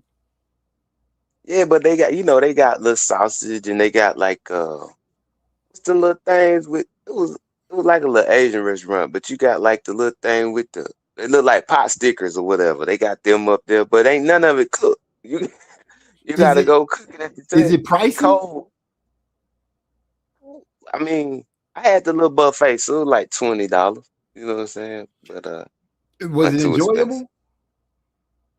Did you enjoy And the it? food was good, but it was good. But I'm like, when I go out to eat, I'm already hungry. Like I Right.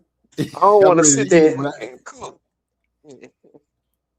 I was just asking because Sushi, I was asking because that sounds like something like I know my wife and my daughters, I think they're like that. That's be an experience they would like. We'd go as a little family and do something like that. Cause we always looking for something different. My family always looking to do something different. I mean, it was an experience, like right now it's something I can talk about, but I wouldn't go back. You know what I'm saying? Like it ain't somewhere if I'm hungry, I'm trying to go up in there and cook. I feel you. I feel you for the experience. That's it. Like I can't remember the name of the place that we went where they come to the table and they stand in the middle of the table and they do all the cooking and doing the tricks and shit with the food. Yeah. We went to one of those before. It was an experience, but I haven't been in a hurry to go back because I don't like nobody. Don't be throwing my food and shit all up in the air. You know what I'm saying? You got shrimp and stuff, and then he want to pop the spatula and make it pop over. He telling people, open your mouth, and then I'm not. Fuck that. Open my mouth, you be popping nothing in my mouth. Put my shit on a plate. When I saw the little oven on the table, I thought they gonna come cook it for us. I'm like, we gotta cook it ourselves. Hell no. Oh, they winning. So what'd you say? I said they winning. Yeah, so we all just, putting our little food in it looked like a little round thing, we all just put our food in there, it's all cooking at the same time. So I had to go get some sushi. I'm like, man, I'm ready to eat right now. So I'm eating while I'm cooking my shit. So I'm not a sushi fan. My wife and my daughters love. You eat the sushi rolls or?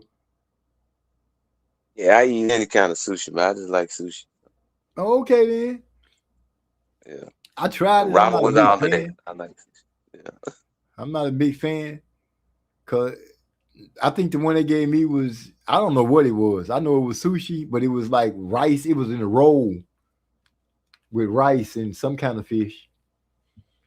Yeah.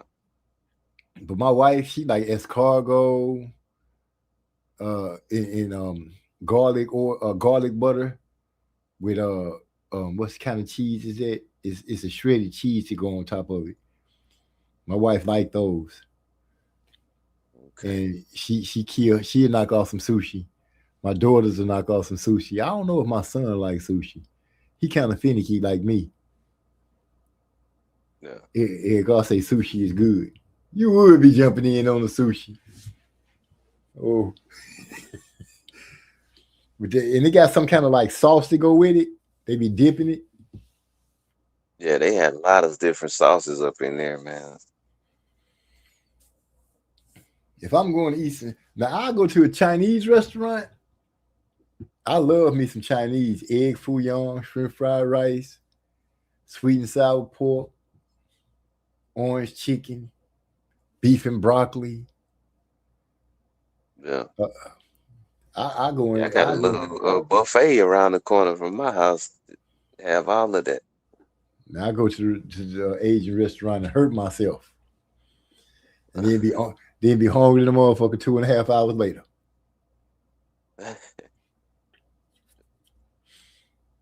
We finna move That's to with us the a new eggplant. house. The who? Eggplant? Eggplant that. Yeah, I've had eggplant. Eggplant, it's all right. I like eggplant. I like That's what squash they're heavy too. when I was vegan. I'll do some eggplant, some squash, Brussels sprouts. What else? Eggplant, Brussels sprouts, squash, spears, asparagus spears. Bok Well, choy. I was just gonna say I want to try artichoke. I haven't tried artichoke yet. Yeah, man, you go to the grocery store and get you a damn jar with artichoke. Is it good? It's delicious, man. Oh, for real? I'm gonna give it a try then.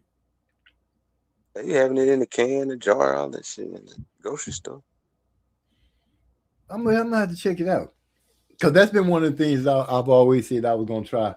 That's one of my bucket list things to taste, artichoke. What it tastes like? What's the texture like? Shit, I can't even describe it. It's got its own. Get the artichoke hearts. Delicious, man. You ain't getting them pickled or nothing like that, are you? I think sometimes they be pickled in the jar in the can, but they don't always be pickled. Okay.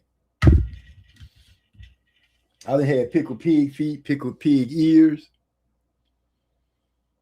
And my cousin used to mess with them pickled pig feet every time we go to the corner store. Buy them out that jar. Yeah, the little pink, they be pink.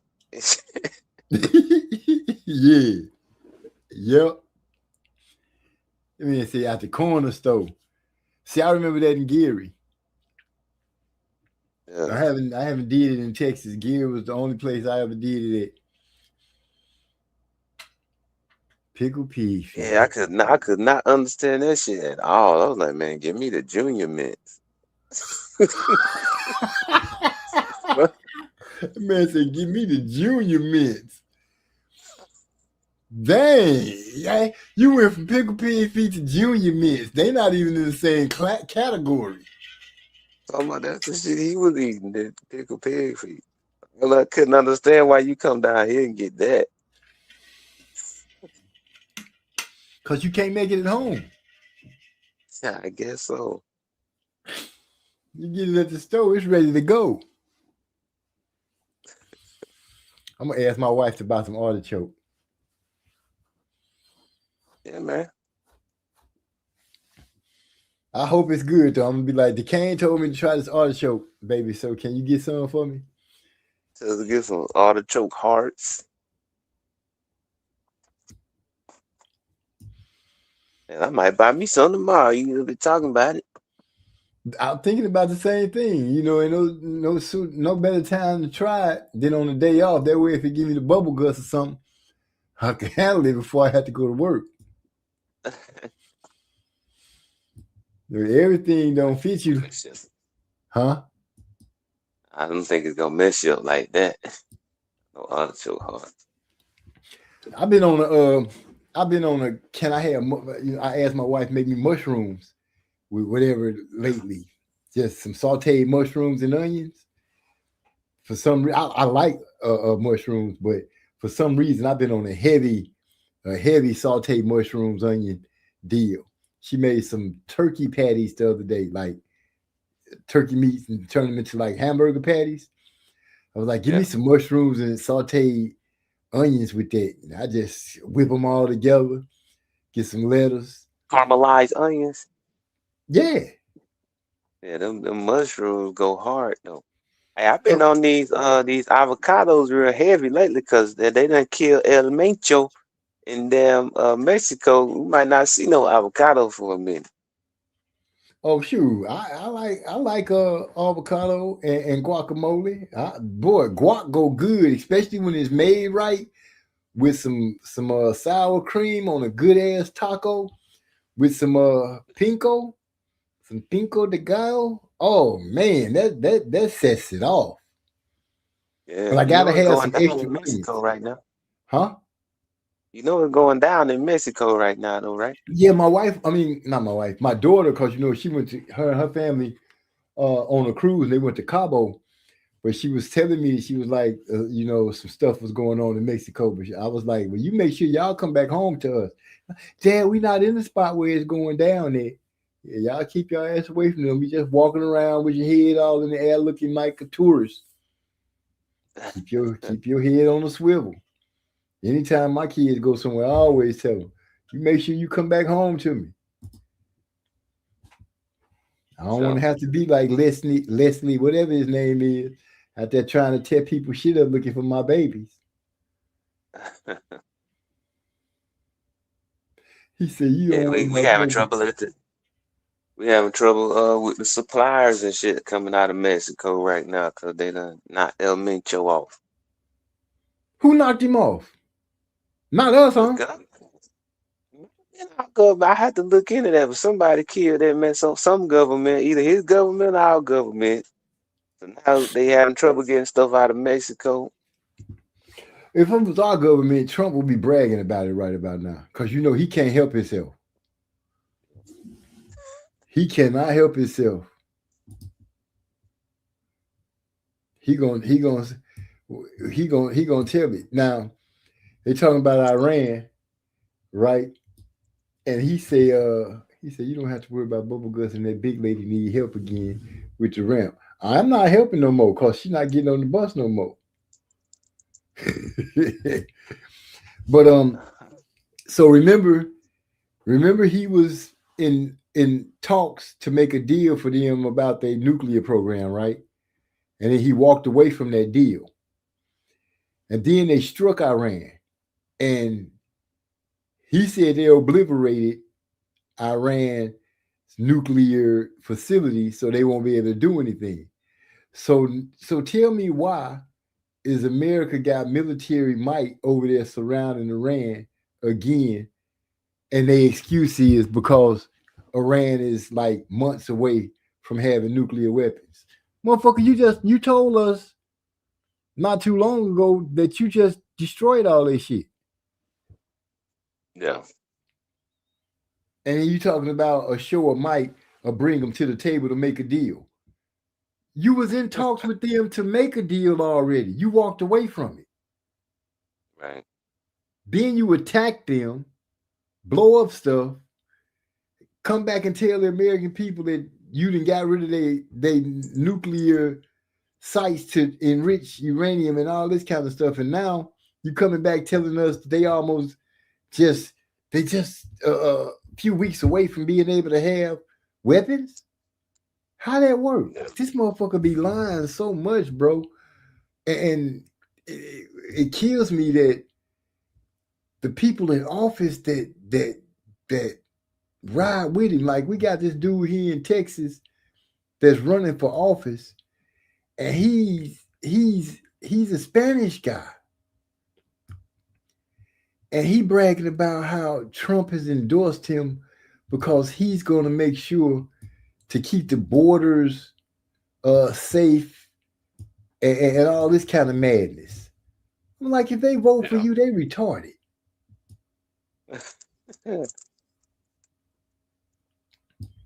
With all the Spanish people here in Texas, but I've been seeing a lot of them. Like, it's a lady that's here in Texas that was running for office, and she was talking bad, talking about how she loved ICE and she want to get rid of the immigrants and all this here. Mind you, she's not,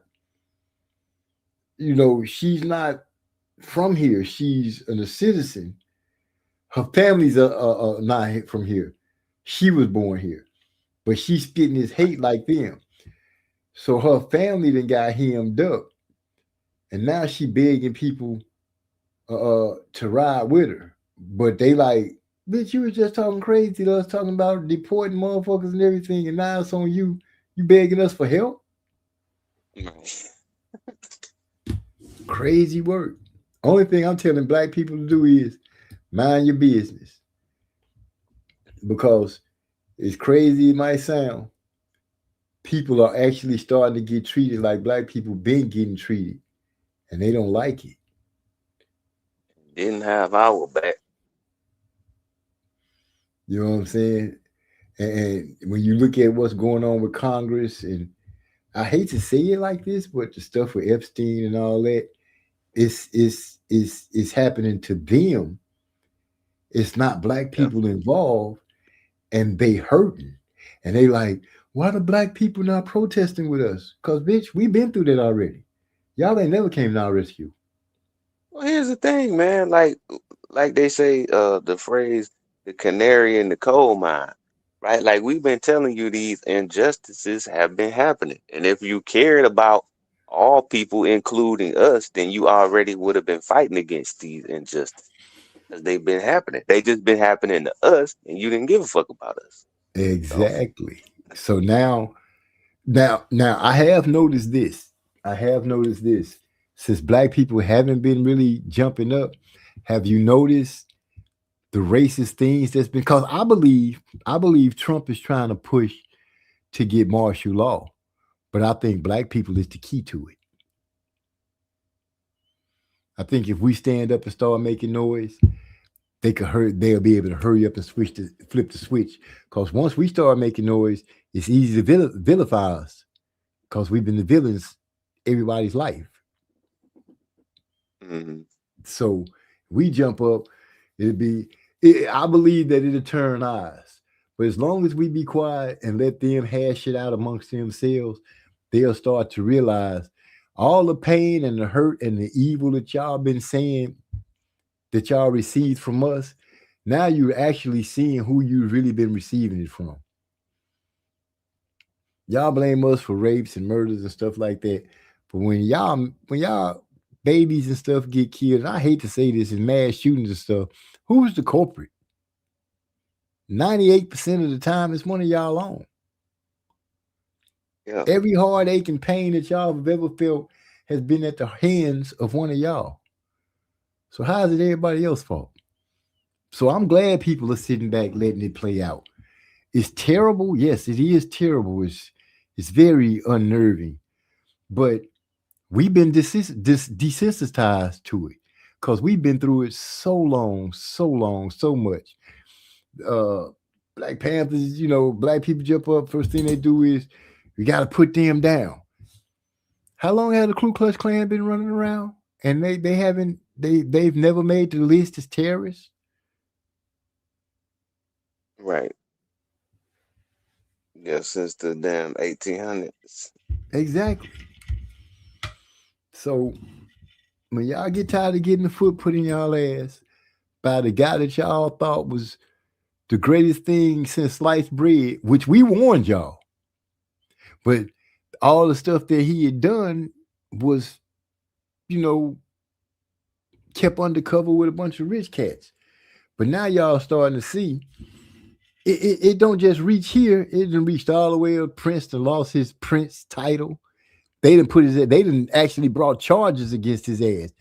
All the other countries who people had something to do with it, they countries is doing something about it. What our country doing? Hiding the motherfucker. Protecting them. That's because they are related to the Klan. Hey, well, it is what it is.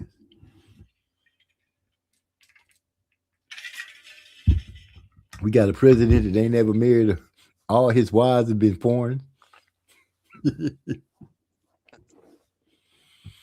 He a foreign. His people was foreigners. He just got lucky to be born here. Then the cocksucker had the nerve to try to make his birthday a holiday on what? Flag Day, and erase Martin Luther King and Juneteenth off a calendar. Ain't that a bitch? Yeah, that's crazy though.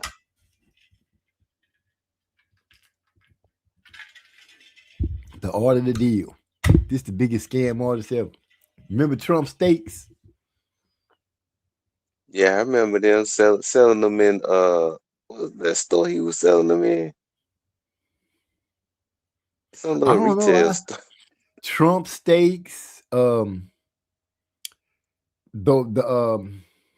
else? That those coins, the Trump commemorative coins.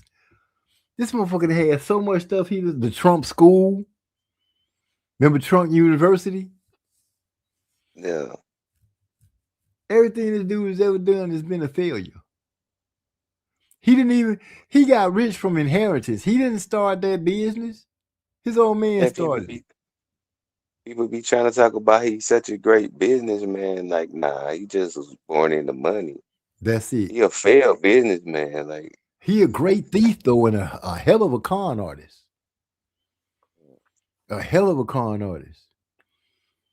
Because when I heard that he sued America for how many billions of dollars? I'm like, what court actually let that come into their building? Damn, Trump steaks failed after 2 months. Yeah, he was selling them at Sharper Image. See, if they loved him so much, why his steaks didn't blow up? Or was it just nasty? After 2 months, bro. That's got to be a record.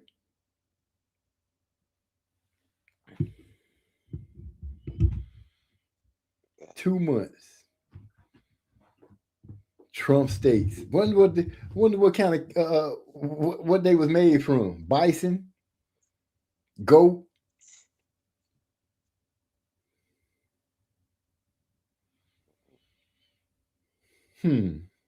Sharper Image.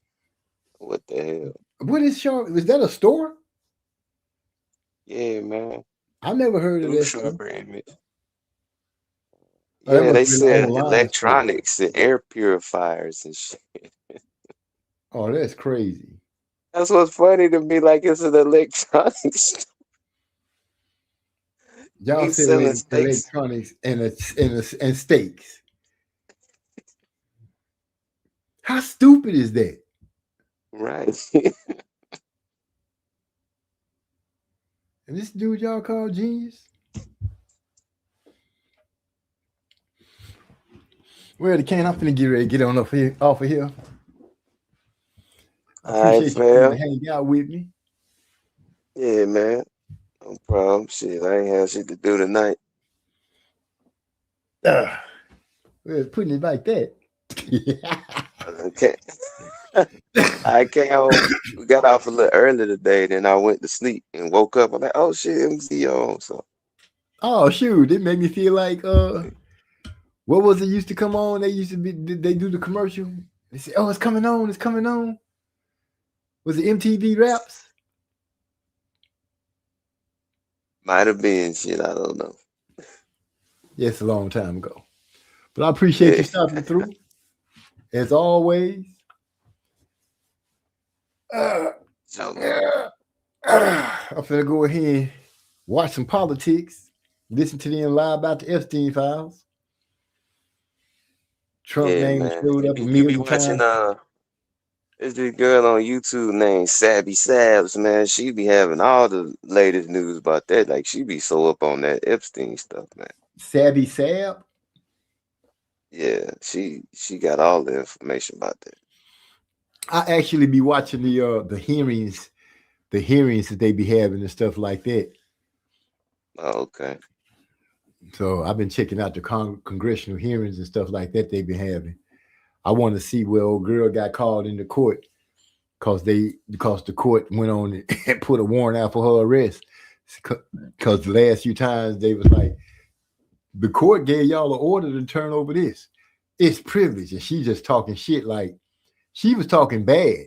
Then the judge told them again, and they ignored it. Then the judge put a warrant out for her arrest. She took her ass to court without the lawyer from the White House and started snitching like a motherfucker. They was like, and the White House was like, y'all put pressure on her. That's why she did it. Which they got to fight on one side on some of the stuff they said, but then on the other side is y'all went against what the judge told y'all, a federal judge told y'all. So I want to see how it's gonna play out. Because one thing that has surprised me is the Supreme Court, the Supreme Justices. You know, most of them are in there from Trump. Trump put them in there, and it just surprises me how many times they have went against him. Right. Which I'm like, wow, that's the one thing that out of everything that is going on with them, that's the only thing that has surprised me is that these justices that he put into the on the Supreme Court with his picks from the first his first presidency, and I think he put some in there from this presidency, but they have not given him anything. Every time they try to come at them, they shut him down to the point now that he calling them he calling them names and stuff, talking bad about them. Yeah, of course. But I'm like, too bad for you. You can't do shit about them. They gotta die now or retire. Right. Because he put people in there. They supposed to work for him. That's what he think. But I am so glad that's the one part of the system so far that has not been to his will.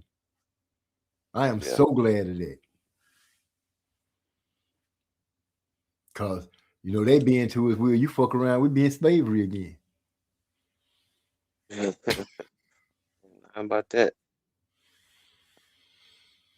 But shit, man, I'm gonna go ahead and let you go. All right, you know what?